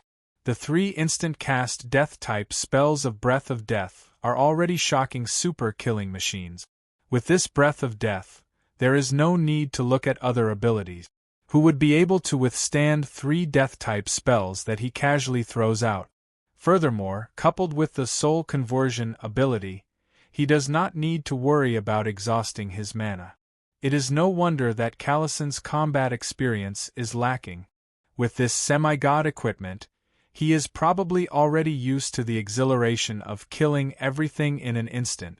Even if he is obstructed for a moment, he can just extract a few more souls and bombard them once more. You said that I am a cannon type, but this junior is obviously a super cannon type. As for that dark god's protection, it seems that I have underestimated him. Back then, when he chanted the incantation to perish together with me, he should have been using this shield. For 200 points of damage, I would probably have to slash at least 7 to 8 times. Even if the shield were to break, I would still be able to make a second reaction. However, he did not expect that I am completely different from my previous opponent. When challenging a powerful Lich, I did not use a godly weapon. Instead, I used my bare hands to tear apart his bones. The moment I made a move, he was unable to chant the incantation normally. Naturally, I was defeated. If this toy were to be brought outside, the moment it is revealed, the Holy Church would immediately suppress me. I intended to let Heloise eat it, but devouring a semi-god equipment is something that she is unable to do at the moment. She still needs to make many preparations. Thus, I kept it with a face full of joy. Just as my evaluation of Callison slightly increased due to the fact that the defensive ability did not work as expected, 5 minutes later, this overly high evaluation of him collapsed once more. I really did not teach him. I don't know him. I believe that such a foolish student cannot be explained by the fact that a teacher did not teach him well. This is a congenital type of brain damage that no medicine can cure. This kind of intelligence is comparable to that of a silly girl. How did he advance to saint rank? The moment we walked into Callison's room in the Mage Tower, we naturally intended to collect the spoils of war. However, just as we started searching, we found a square box under the bed. Opening it, we saw a blue bottle wrapped in velvet. Within the bottle, there was a quietly burning soulfire. If there wasn't a second Lich here, then this toy would definitely be Callison's phylactery. It was a textbook example of a standard soul bottle. Furthermore, he was afraid of losing it, so he kept it in a box. To be able to explain the term phylactery to such an extent, it was truly a miracle. While other Liches would repeatedly disguise their phylactery, fearing that it would be discovered by others, this phylactery, which was open and undisguised, actually frightened us. Hey, Heloise, if you were to transform into a Lich here, how would you create a phylactery? Just find a random item and after transforming it, throw it into the water. I guarantee that no one will be able to find it. You? I would place it in an ordinary brick, and then place the brick on the main road here. This way, passers-by would never know that a Lich's phylactery is right beneath their feet. The two of us looked at each other and saw the mirth in each other's eyes. Sigh, how unfortunate. We should have added an intelligence test to the entrance exam. Don't tell others that I'm his senior. We can't afford to lose face like this. The two of them sighed together. Finally, someone couldn't bear to listen to such sarcasm. Bastard Desos, do you think that you can insult me as you please just because I've lost? No matter what, I'm still an Ottoman prince. Senior? Do you know who my teacher is? You. Shake it, I'm so dizzy, stop shaking it. One of the reasons why the textbook soul bottle was abandoned by most Liches was because the souls contained in the bottle were far too weak. With just a slight shake, Callison unhesitatingly surrendered. This technique is so familiar. Yep, I learned it from you, silly cat. Alright, ignoring the silly cat who was going all out to bite me again, I turned my attention to Callison's phylactery who fell silent again. Alright, let me reintroduce myself. Why am I your senior? Yep, I should also be the oldest senior to have survived until now. I am Roland Mist and this silly cat is our teacher, Heloise. How is this possible? Callison was unable to remain silent anymore. Not only did she expose his teacher, how did the fearsome Banshee Queen turn into a soft little kitten? However, that black cat glared at her in annoyance. A ghost-like figure flashed behind its back and disappeared. That familiar soul ripple was the best calling card for her. How have you been? By the way, don't tell others that you are my disciple, it's too embarrassing. By the way, Harlock, Callison's pseudonym, I'm no longer angry after seeing you like this. Let's forget about our past grudges. Of course, you can also refuse. We'll settle our scores again. The soul fire surged in the bottle. If the bottle could nod freely, it would have already become a roly-poly toy. Teacher Heloise, you're speaking as if I'm the one who has wronged you. It's obvious that we were all tricked by you. If you want revenge, we should be the ones looking for you. All right, I won't say any more. Noticing that the black cat was baring its fangs, Callison recalled the cat's petty and calculative personality, and the fact that he had fallen into its hands. Wait, the oldest senior brother? Rumor had it that he was also Heloise's disciple. Rumor had it that he was indeed from the Mist Kingdom.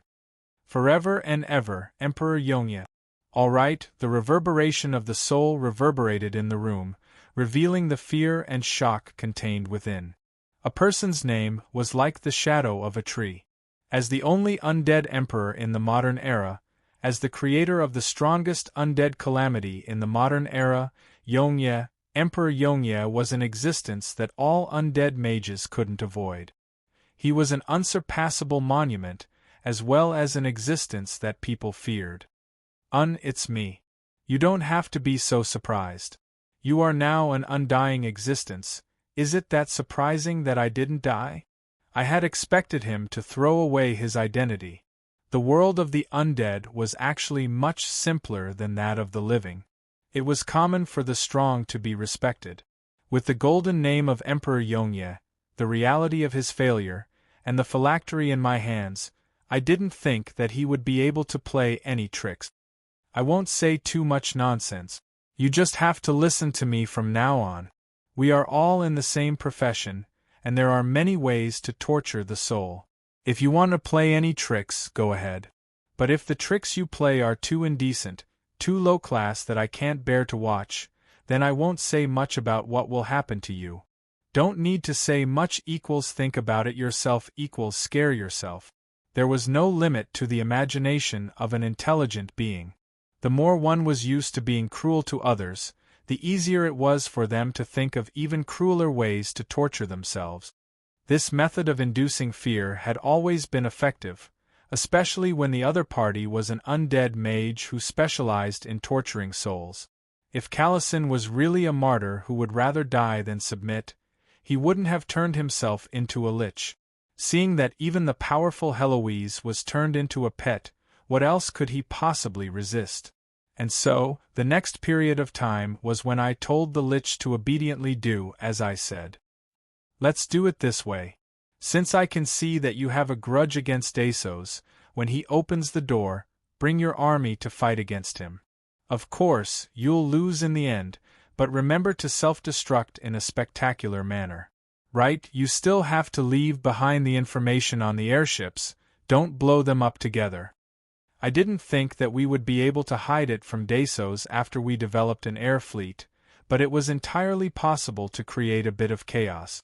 The traces of the undead's existence were already impossible to hide, and the traces of the battle that had just occurred were even more obvious. In order to hide the traces of the battle, the easiest way would be to start a new battle.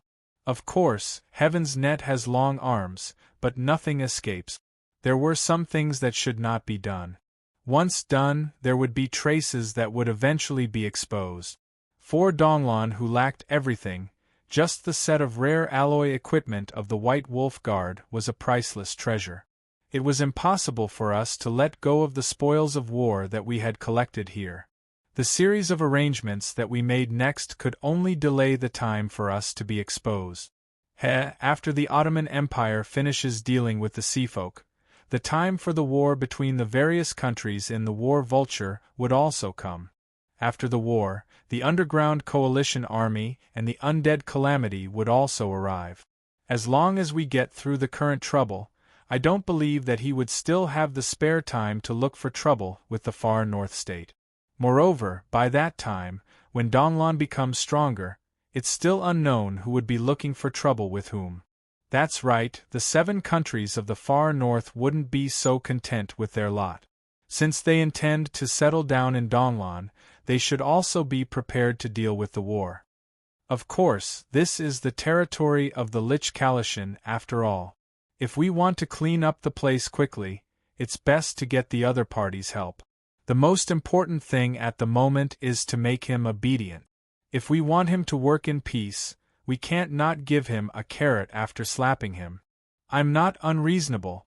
If you listen to me, I'll give you whatever you want, whether it's the secrets of magic, divine weapons, or treasures, whatever you want. You should have heard that I am not a stingy person and my reputation has always been good. The promise of Emperor Yongye is very precious. Hearing my words, the soul fire in the bottle suddenly stagnates, then it starts to burn crazily again.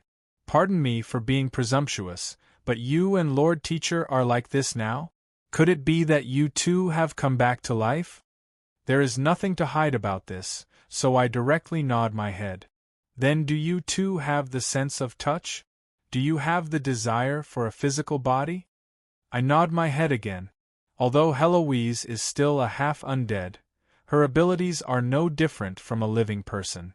Heloise's physical body was created by me. You should know my ability in this aspect. Why? Do you want me to help you create a physical body? Of course. I have already had enough of the days of being an undead. Indeed, I don't have hunger or thirst, but I also don't have the desire to enjoy delicacies. Indeed, I don't have the instinctive desire, but it still makes my life worse than death. Lord, I beg of you, as long as you allow me to regain the sense of touch and desire of a physical body, I am willing to pay any price. Sure, it is just the body of a man. It is simple, but let me make it clear first. Even if you are no different from a normal person in all aspects, you are still an undying undead on the inside, unable to leave behind any descendants. I am able to regain the sense of touch and desire, but crossing the boundary between life and death isn't something that the current me can do. It is enough for me to regain desire, it is enough for me to regain desire. I smile gleefully. I am not afraid of you asking for too much, I am only afraid that you don't have any desires. Since you are begging me, naturally, it is easier for me to control you. Alright, leave it to me. When the time comes, give me a portrait of your past and I guarantee that I will restore it to the exact same state. Do you know how to make a female's body? At that moment, my feet slip and my hand loosens, almost dropping the phylactery on the floor. Based on my many years of experience of being scammed, I can already guess what is going to happen next. That, cute boys, that is a small hobby of nobles. I believe that Milord will be able to understand. Although it was not bad in the past, if there is a chance, I still want to change it up. As though he is frightened by my steely expression, the next instant, Kalishan screams out his desire with all his might. No, I will be honest with Milord. This is my life's pursuit, and also the reason why I study necromancy. Shut up, you gay. I suppress the urge to smash the bottle, and ignore the silly cat who is rolling around in laughter. It is obvious that she already knows that I don't want to interact with such a pervert. The next moment, I turn around and leave. Milord, don't go, I beg of you. This is the deepest desire of a fool who was born with the wrong body. Pooey.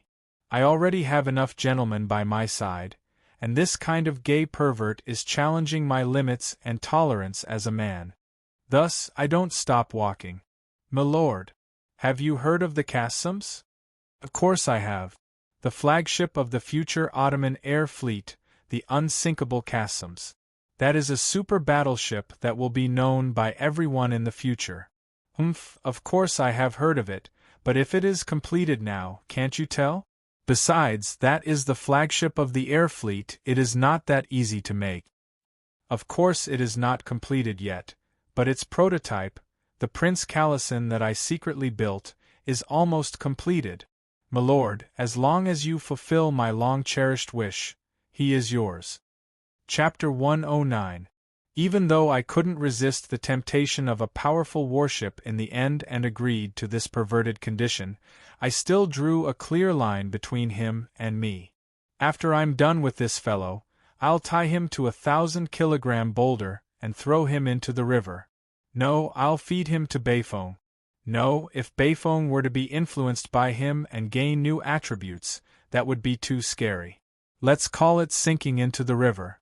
Those gentlemen are already troublesome enough to deal with. I definitely can't allow them to mix together. I was disgusted.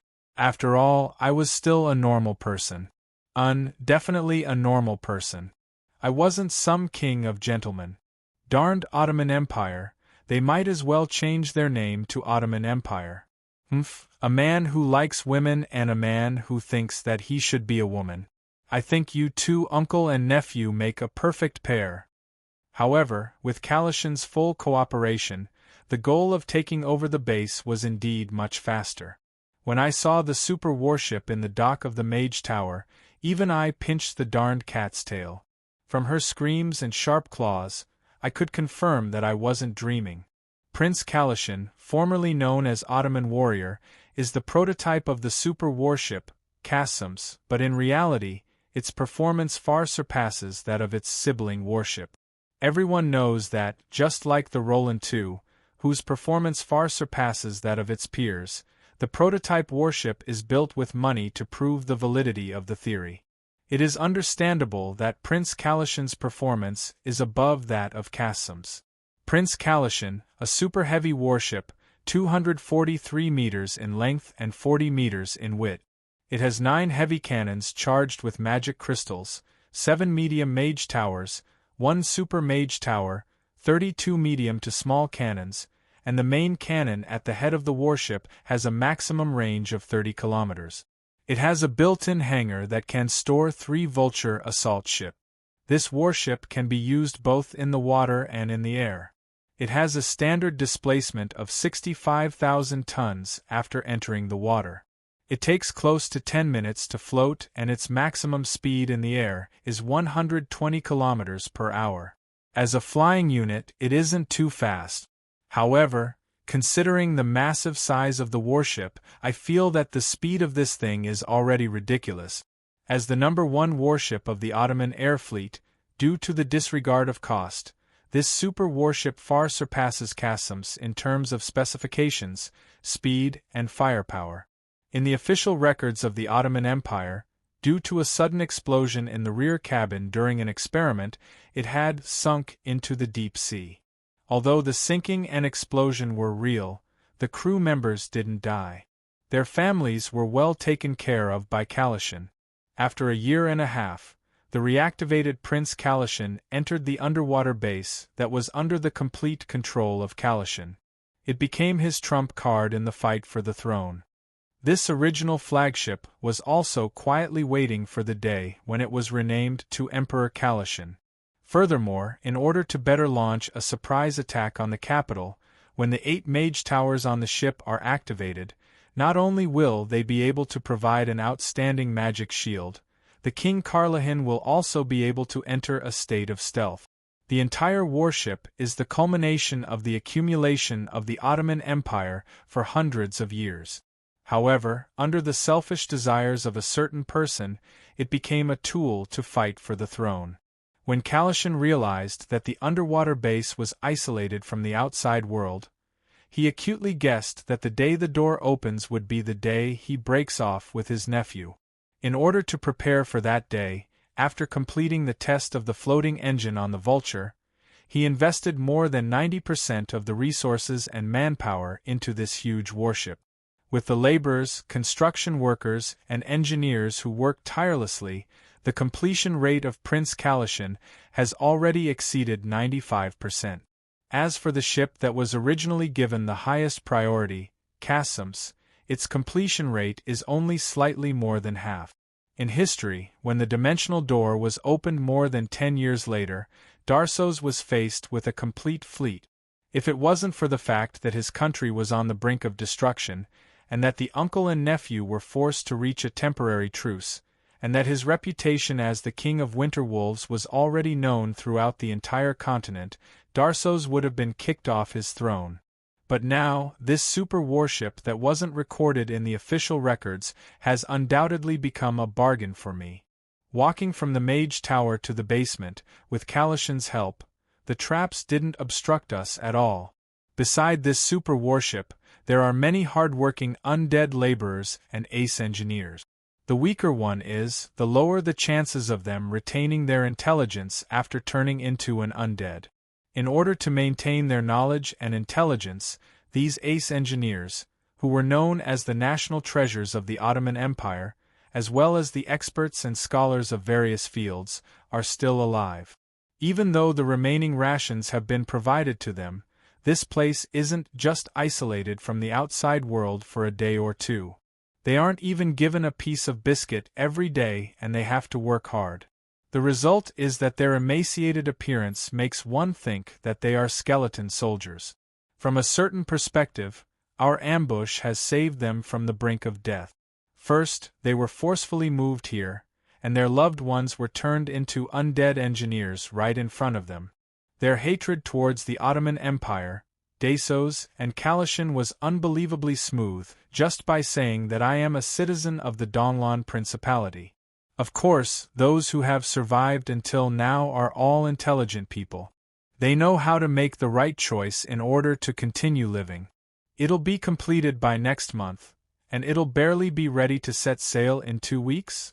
Looking at the ace engineer and grand scholar who were overjoyed to receive the jerky I handed over, I broke out in a cold sweat when I heard this news. If we had arrived a month later, we probably wouldn't have had any chance of victory at all. Prioritize the construction of the Mage Tower. If necessary, we can directly dismantle the Mage Tower's component.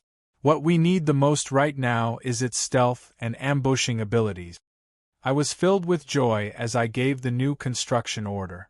Obtaining this Mage Tower doubtlessly gave me much more hope and confidence in my future plans. Prince Kalishin. When I thought about how this was the name of a certain gay man, and how I might end up living in this ship named after a gay man, I unhesitatingly made changing the name of the ship the most important matter before considering anything else. I have always been a troublemaker when it comes to naming things. Just as I hesitantly called out the name Roland, the silly cat's faint voice said, "Have you forgotten about the Roland Titan? Do you intend to have a transformation or a full series of Roland?" This immediately made me give up on this idea. Then, I recalled the name of Law and Justice, so I suggested naming this ship Absolute Justice. However, the silly cats, is it the incurable disease, defeated me yet again. Love and courage? Little friend, how old are you today? Do you intend to make everyone laugh their heads off? The angry birds. I feel like I'll crash into a house if I don't crash into a pig's head. Think of something else. The grapes of wrath. I feel like I'll be unlucky all the way. I'll meet with an economic crisis and then go bankrupt. The angry banana. I'm not an angry squirrel. Think about it seriously. Don't think about small animals or fruit. Do you dare to think of a mighty and domineering name? The Archangel. Although the Archangel is indeed powerful, I always feel like it's an inauspicious name. Not only that, it's also super good at making its teammates suffer. The Snow Wind. Don't say any more. It's even more inauspicious. I can feel chills running down my spine. The Danyang. Is there a difference from the one above? Can you not use such an inauspicious name? The Titanic. Are you unhappy if the ship doesn't sink? Do you have such a deep hatred for this ship? Can't you come up with a celebratory name? Assemble, gentlemen. Sure, I have no objections. But do your parents know that you're courting death? Do you think that you don't have enough gentlemen under you? The Wyvern. I know of more than 20 ships with this name. Are you sure you want to add a 3-digit identification code at the end? The Eliza, White Queen. All right, a certain demon marquise crossed dimensions to angrily declare her existence. Rejected. You might as well call it the Primal Banshee Emperor. All right, silly cat, Your ultimate motive has been revealed.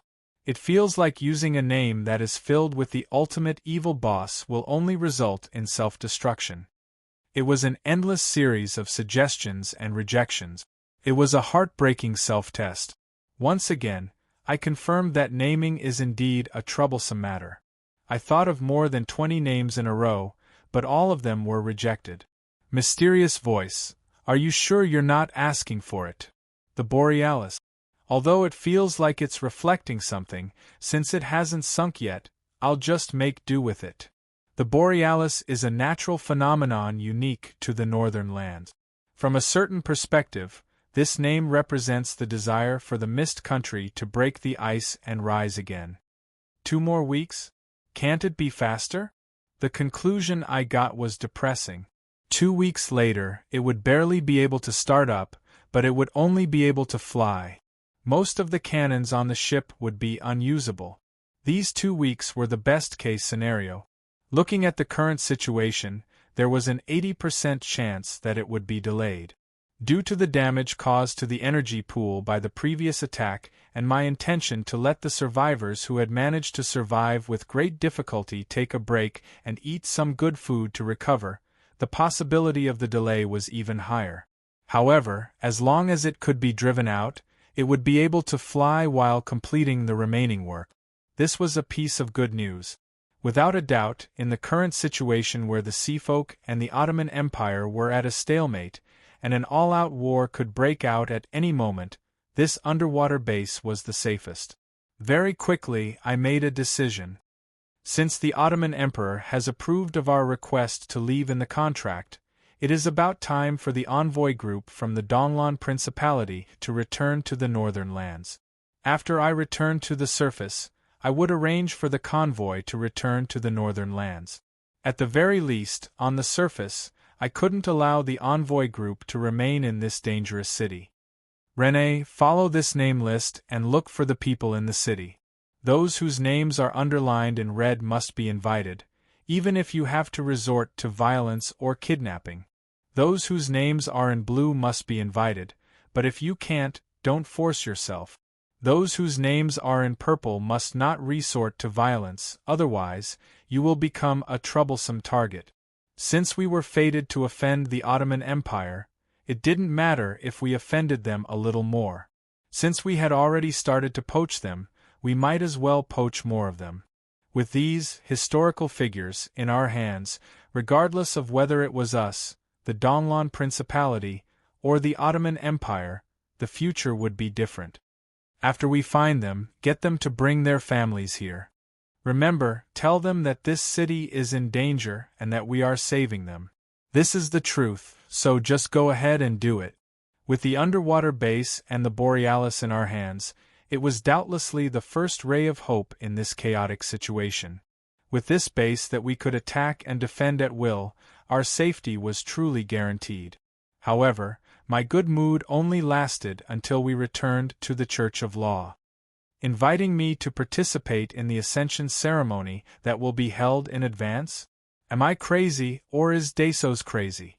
As the Seafolk's invasion progressed, and as the 3 main fleets were destroyed one by one, the Ottoman Empire gradually lost control of the rivers and the coastline.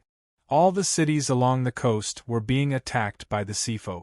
The Empire's defense forces were all mobilized, and the number of cities that had been massacred by the Piranha tribe had already exceeded 2-digit. While the capital was still maintaining a strange balance, the battles below were already a complete mess. Faced with the seemingly endless number of Seafolk, the Ottoman Empire's not-so-powerful forces on the water began to cower. On the river that led to Kajisi City, the defending fleets of the humans were either completely annihilated or returned to the port of the city to seek help from the local defenders. Over 100 tribes were gathering and trekking. Under the guidance of the storm priests who wore the storm's sacred emblem, they had already completed the transition from mercenaries to regular soldiers. Among them, there were ugly and short fishmen, beautiful and pure mermaids, tall and sturdy sea giants, but most of them were the half-human, half-fish Naga seafolk and various water elementals. The simple training and grouping had already ended, and the sea folk were ready for battle. With the Storm Priests as the core, under the guidance of the true god Lady Storm, after a long trek, they saw their destination. The capital, the new capital, the new capital that belongs to us. That was what they said. Chapter 110. Long-Tu Basra, has the moon goddess gone mad? Why would she release this mad dog? The arrival of the powerful Valkyrie under the moon goddess isn't a secret. After all, the difference between a Valkyrie and a mortal is obvious.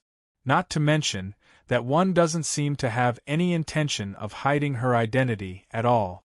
She spends her days in the city, living a normal life, and appearing in public is astonishingly high.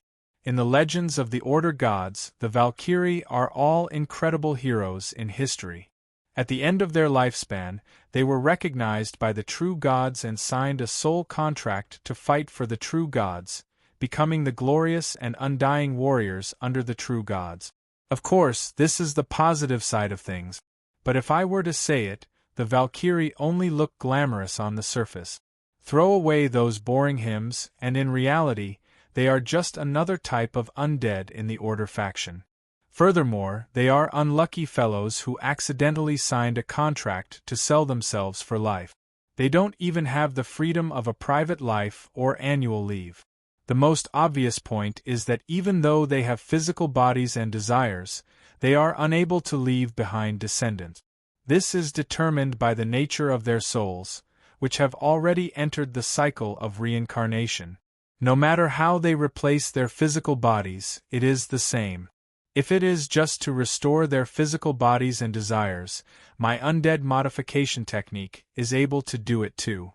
On the other hand, the reincarnated god envoys and angels are able to leave behind descendants because they have already completed the cycle of reincarnation and become a living being once again. In reality, if an angel were to be transformed from a human, it is quite similar to the reincarnation of a demon from the lower plane. Furthermore, just like the undead, whose name is even nicer, the Valkyrie are also extremely obsessed. They are indeed great heroes in history, but great heroes don't mean that they are saints who have no desires. Even after becoming Valkyrie, they still maintain a high level of obsession with their hobbies and the past when they were alive. Basra's past experiences can be summed up with just a single word from his nickname, Long-Tu. He was a nobleman born as a wood elf. Back then, the Elven dynasty was still in its heyday. He should have had a happy childhood, but he didn't have many good days. In the era where he lived, the dragon race wasn't as rare as it is now. Just like in most fairy tales, he once had a blissful family. However, when a green dragon passed by his house, it casually spat out a mouthful of dragon breath. It's the same as how some uncivilized fellows spit out casually. However, if humans aren't civilized, they might only be met with an ante with a red armband. The result of a dragon's uncivilized breath is that other than Basler, who managed to escape from the calamity, everyone else was wiped out. Alright, the rest of the story was not worth mentioning. Under the wheel of history, the orphan youth slowly grew up and finally set foot on the peak of the world. However, even after he became famous, he still could not find the green dragon that killed his parents. Since I can't find it, I'll just kill all the evil dragons. This is not only for revenge, but also to prevent tragedies like mine from happening again. This was undoubtedly the arrogant words of a paranoid person. However, when the person who said this was a super strong person who had the ability to do it, the tragedy of the dragons came. He hated dragons to the core, and his hunting range was not limited to green dragons. In his eyes, these behemoths were always a threat. Only a dead dragon was a good dragon. That was why he was unscrupulous and didn't care whether they were good or evil. He didn't even spare young dragons and dragon eggs. As long as they were related to a real dragon, they deserved to die. The revenge of the dragons caused him to lose his wife, children, and friends. This caused him to be lonely once again, and he became a world-famous professional dragon slayer. As a perfect paranoid and dragon slayer hero, All of his abilities were prepared for the dragons. Dragonslayer guns and Dragonslayer swords were all equipped. There were records that he had killed at least 4 dragons, and there was no lack of demigod-level super dragons. When he aroused the wrath of the dragons and was surrounded and beaten to death, he also successfully dragged a 3-digit number of dragons down with him. Be obedient, baby. If you continue to make a fuss, Longtu Basra will come. These words became the trump card that dragon mothers used to scare their baby dragons. Through the knowledge passed down through their bloodlines, the young dragons knew that this code name represented countless dragon lives, and they were filled with fear of this name since they were young. Even the fearless Little Red had fallen asleep to childhood stories. When the name Basra was mentioned, she would definitely be filled with hesitation and unease. In fact, just because the moon goddess Patricia, who was also the goddess of the hunt and the guardian goddess of the lost, had taken in Basra's Valkyrie, she became the enemy of the dragons. Her relationship with the dragon god was extremely bad, and 2 divine wars had broken out between them. In terms of ability, it was absolutely no problem to send Basra down to the mortal world. Even if the body of Valkyrie could only barely reach the level of a demigod, he still had the combat power to rival the 9-headed dragon emperor. At the very least, this Valkyrie had descended to the mortal world 3 times before and had slaughtered 3 super dragons, and then killed hundreds of adult dragons along the way. In the eyes of the world, as long as it was a dragon, there was no dragon that he could not kill. As an outstanding hunter, before hunting a large prey, the first thing to do is to observe its habits, weaknesses, and personality. These days, Basra seemed to be strolling around, but in reality, he was observing his opponent's weaknesses. It's just that he doesn't make a move, but when he does, he will definitely kill without mercy. This was the evaluation of the veteran hunter, Lamans. Basra, who pursued hunting dragons for his entire life, was undoubtedly an idol in the eyes of ace hunters like Lamans. These days, this fugitive, escaped from prison, was willing to hide from the guards and guards, just to put on a hood and look at his idol from afar. And this kind of peeping naturally couldn't escape the sensitive senses of Basra. What was surprising was that the rumored bloodthirsty Longtu was actually very easy to get along with, and even took the initiative to chat with Lamans. When Lamans asked his idol for some hunting techniques, he even gave him some pointers. When Lamans asked for the reason, he replied like this: "Heh, I can feel the cries of the beasts in your hands before they die. We are the same, so why would I be stingy? It's a pity that you aren't an elven ranger, nor do you know how to use a bow. Otherwise, I could teach you a few tricks of the Dragonslayer. The younger generation nowadays is too weak, and there are far too few who actively challenge strong prey like you. Those cockroach-like lizards that lay eggs everywhere are about to go extinct." Saying that the Dragonslayer was like a periodic extinction, this casual tone made Lamans deeply feel the strength of this Valkyrie and the bone-piercing hatred he had for dragons. This wasn't the only time the gentleman met with Basra. "It's a pity I missed half of it." That Dragonslayer, who suddenly appeared as if he was just passing by, casually glanced at him and sighed, almost scaring Beifong to death. The pitiful Draken hunter was just strolling around the alleyway as if he was taking a daily stroll, when he was stopped by the Valkyrie who smelled the scent of dragons. If it wasn't for the fact that most gods and mortals viewed Draconians as a type of demi-humans and not descendants of dragons, Beifong might have died on the spot. "What a pity." This was what I casually said after I learned about this. But the moment I said this, I noticed that everyone around me was nodding in agreement. But the 9-headed dragon Emperor Hydra is a god's pet. Patricia had Longtu come down, who won't show any mercy at all. Does she intend to directly start a war with Lady Storm? Indeed, there was no need to doubt his abilities. However, I had the same conclusion as Desos and the others. Basra definitely wouldn't show any mercy. That was the main problem. As long as he attacks, no matter if he wins or loses, the war will immediately escalate. We need to hurry. For me, every battle and the time after a battle was precious. Actual combat was the most direct and truest way to test one's abilities. No matter how beautiful or powerful one's natural talent or combat techniques were, it would always make one feel uneasy if they weren't tested in actual combat. As for me, I was used to summarizing my gains and losses after a battle. I would also write down everything I learned in my journal. Of course, the most important thing was to discover and make up for my weaknesses. Although this battle didn't last long, my opponent wasn't weak. After all, he was a saint-rank undead mage. If I wasn't careful, it was indeed possible that I would die at his hands. Fine, I admit that I was wrong.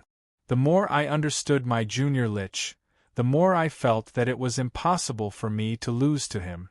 Even if I didn't succeed in defeating him, it would most likely be a protracted battle. In the end, it would still be us, who were the weaker ones, who obtained victory. Was it contradictory that the weaker one would definitely win? Actually, it wasn't contradictory at all. Callison's extreme lack of combat experience was only a part of the reason. His rotten and twisted soul was the main reason why it was impossible for him to win. A real world? This soul world sounds quite nice. What effects does it have? As an undead mage who specialized in instant death magic, Callison's soul imprint increased the effects of instant death. There was nothing special about it. However, I heard that he had a soul world. Not only that, it was a rare item that didn't simply increase one's stats, which astonished me greatly. The soul world of most saint-rank mages was only a simple modification of the surrounding environment to make it the most suitable environment for them to use their combat strength. For example, fire mages could transform the surrounding environment into a fire elemental plane. Although this would greatly increase the power of fire magic, it would consume a lot of energy in practical use, which would result in a low cost-performance ratio. Normal soul worlds were often used for large-scale battles or for several mages of the same element to fight together. The stacking of stats would allow one to turn a ring of ice into a blizzard, which would be quite frightening. On the other hand, unconventional soul worlds were the embodiment of one's personal experience and soul. Although there were thousands of differences in power, being able to modify the world with one's own will was enough to prove that one's willpower and determination were extraordinary. Furthermore, such soul worlds were often difficult to deal with and defend against. Having a special soul world was basically the privilege and status symbol of the strongest. I heard that Callison actually had a soul world named a real world. While I was curious about it, I also raised my evaluation of this junior of mine, which had already reached rock bottom. I didn't expect you to be so knowledgeable. Does that soul world have any effects? Why didn't you use it back then? It's not that good. It's just a little bit of my personal obsession.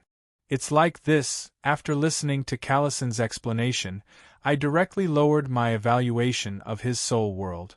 This time, it wasn't a rock-bottom evaluation, but a basement evaluation. After listening to his introduction, Heloise emphasized to Callison that he mustn't say that he was his master. The reason? This soul world really made me speechless. Changing the gender of everyone within a certain range? What's the point of that? Can't you do something more serious? For example, seriously planning a coup d'état and an undead calamity. If you were slightly more normal, you would have long overthrown your older brother. But this is the deepest desire in the depths of my heart. And isn't a soul world a representation of the desire in the depths of my heart? All right, although Callison's expression was sullen and his tone lacked confidence, his understanding of a soul world wasn't wrong. The next moment, as if recalling something, Callison's voice became delighted. Moreover, I've used this imagined world twice, and I've successfully taken down extremely difficult opponents. One of them was even a myth-rank expert. Hearing this, I was a little speechless. Indeed, Not every man would be able to remain calm when he suddenly realized that he had 2 extra pieces of meat on his chest, and that his little brother had disappeared without a trace. Being distracted in a tense battle was equivalent to seeking death. However, for a powerful expert to die because he was distracted looking at his crotch, it was too embarrassing. Thinking about what would have happened if he had suddenly activated this soul world during the battle, I couldn't help but shiver. Definitely don't use this soul world. Right, also, don't tell anyone about this soul world, especially Kolos. I didn't dare to imagine what would happen if Kolos were to know about this soul world. That female elf drool?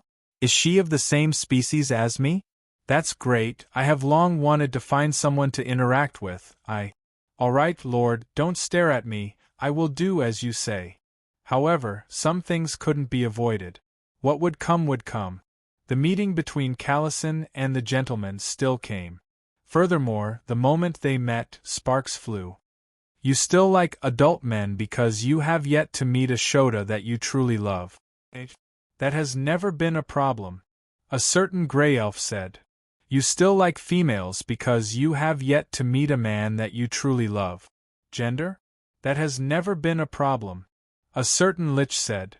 You still like humans because you have yet to meet a life that you truly love. Species?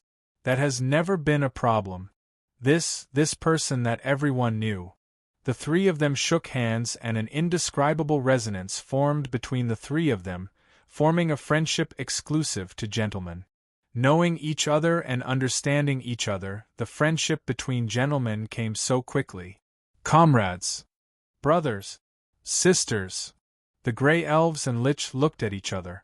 While appreciating each other, they both bowed to the 3rd person at the same time. Big Brother Bayfong. Boss Draken. Yes, if there were levels to gentlemen, then Bayfong's demeanor as the unit of measurement of gentlemen shows his status as the leader of the gentlemen. We are all people who disregard illusions and face and wholeheartedly pursue the true love. There's no need to be so polite. I am not alone. From now on, let us call each other brother and sister. Even if the world can't understand our pursuit of true love, at least we can understand each other. Little brother, little sister, what do you say? All right. I am 67 this year, so I will send second sister. I may be 235, but I am still the 3rd sister. All right, I won't comment on why there are 2 younger sisters. Also, I won't comment on how Momo, who is the oldest, is the 3rd sister. Obviously, their arrangement of becoming sworn brothers isn't based on age, but based on gentleman's level. When the 3 pairs of hands shook hands, when a certain Draken became the leader of the 3 siblings, when the 3 siblings of true love were born, the eyes of the others in the room were blinded. I can't take it anymore. My corium or dog eyes. Some people covered their eyes and rolled on the floor. Don't stop me, let me kill her. The glory of Sulphur City's town security cannot be lost in her hands. The one who caught perverts turned into a pervert, the one who found a mummy turned into a mummy. This is too embarrassing. Some people drew their swords in anger. I can't take it anymore. Big brother, I will work hard. One day, I will also find my true love. Some people were moved by the sworn brothers in front of them, and their blood surged. If true love is an inanimate object, will it work too? Some people didn't join in due to their pride, but upon seeing this scene, they were tempted. Stop, I have had enough of these darn gentlemen. If you dare to mix with them and allow the true love siblings to proliferate, I will really make a move. Some people intended to use force to stop the spread of the Bayfong virus. Will true love be blood relatives as well? That's not right. I remember that only those within 3 generations can be considered blood relative. We are the 1st, 2nd, 3rd generation. I have already forgotten the genealogy. Anyway, it has been many generations and there is no obstruction at all. Some people were secretly laughing to themselves. To actually laugh foolishly for no reason, and even counting with her fingers. Looks like under Roland's influence, Renee's etiquette is completely gone. She is getting crazier and crazier. Why is she behaving like a princess of a country? Looks like I have to give her supplementary lessons when I get back. Some people were secretly worried about the princess, who was getting weirder and weirder. And right now, I deeply regretted fulfilling my promise so quickly and creating a physical body for Callison, which led to the birth of the true love siblings. Yep, perhaps she should now be called Rosemary, the name he came up with. On the day that I received Desos's malicious invitation to the enthronement ceremony, I unhesitatingly started creating a physical body for Rosemary. This seemingly beautiful female body also contained my malicious intentions. Her appearance was based on Empress Victoria, who had gone through the historical verification. Amidst it was a combination of the androgynous beauty of Kolos and many others. Coupled with her unnaturally seductive and mature curves, Rosemary's own research on female behavior was a perfect performance. It was definitely a masterpiece. Furthermore, it could be said that it was tailor-made for a certain someone's interests in women. At the very least, when Rosemary appeared, the young lads of the Donglan Royal Knight Order were all stunned. The young knight of the Ottoman White Wolf Guard almost dropped the sword in his hand. Judging from the fervent gazes of the men staring at Rosemary, my craftsmanship hadn't deteriorated at all. As for myself, when you pieced mud bit by bit into a doll and used meat to piece together a humanoid doll, how could you possibly have any interest in a doll? At this moment, I was sitting in the carriage and looking at the super beauty sitting opposite me.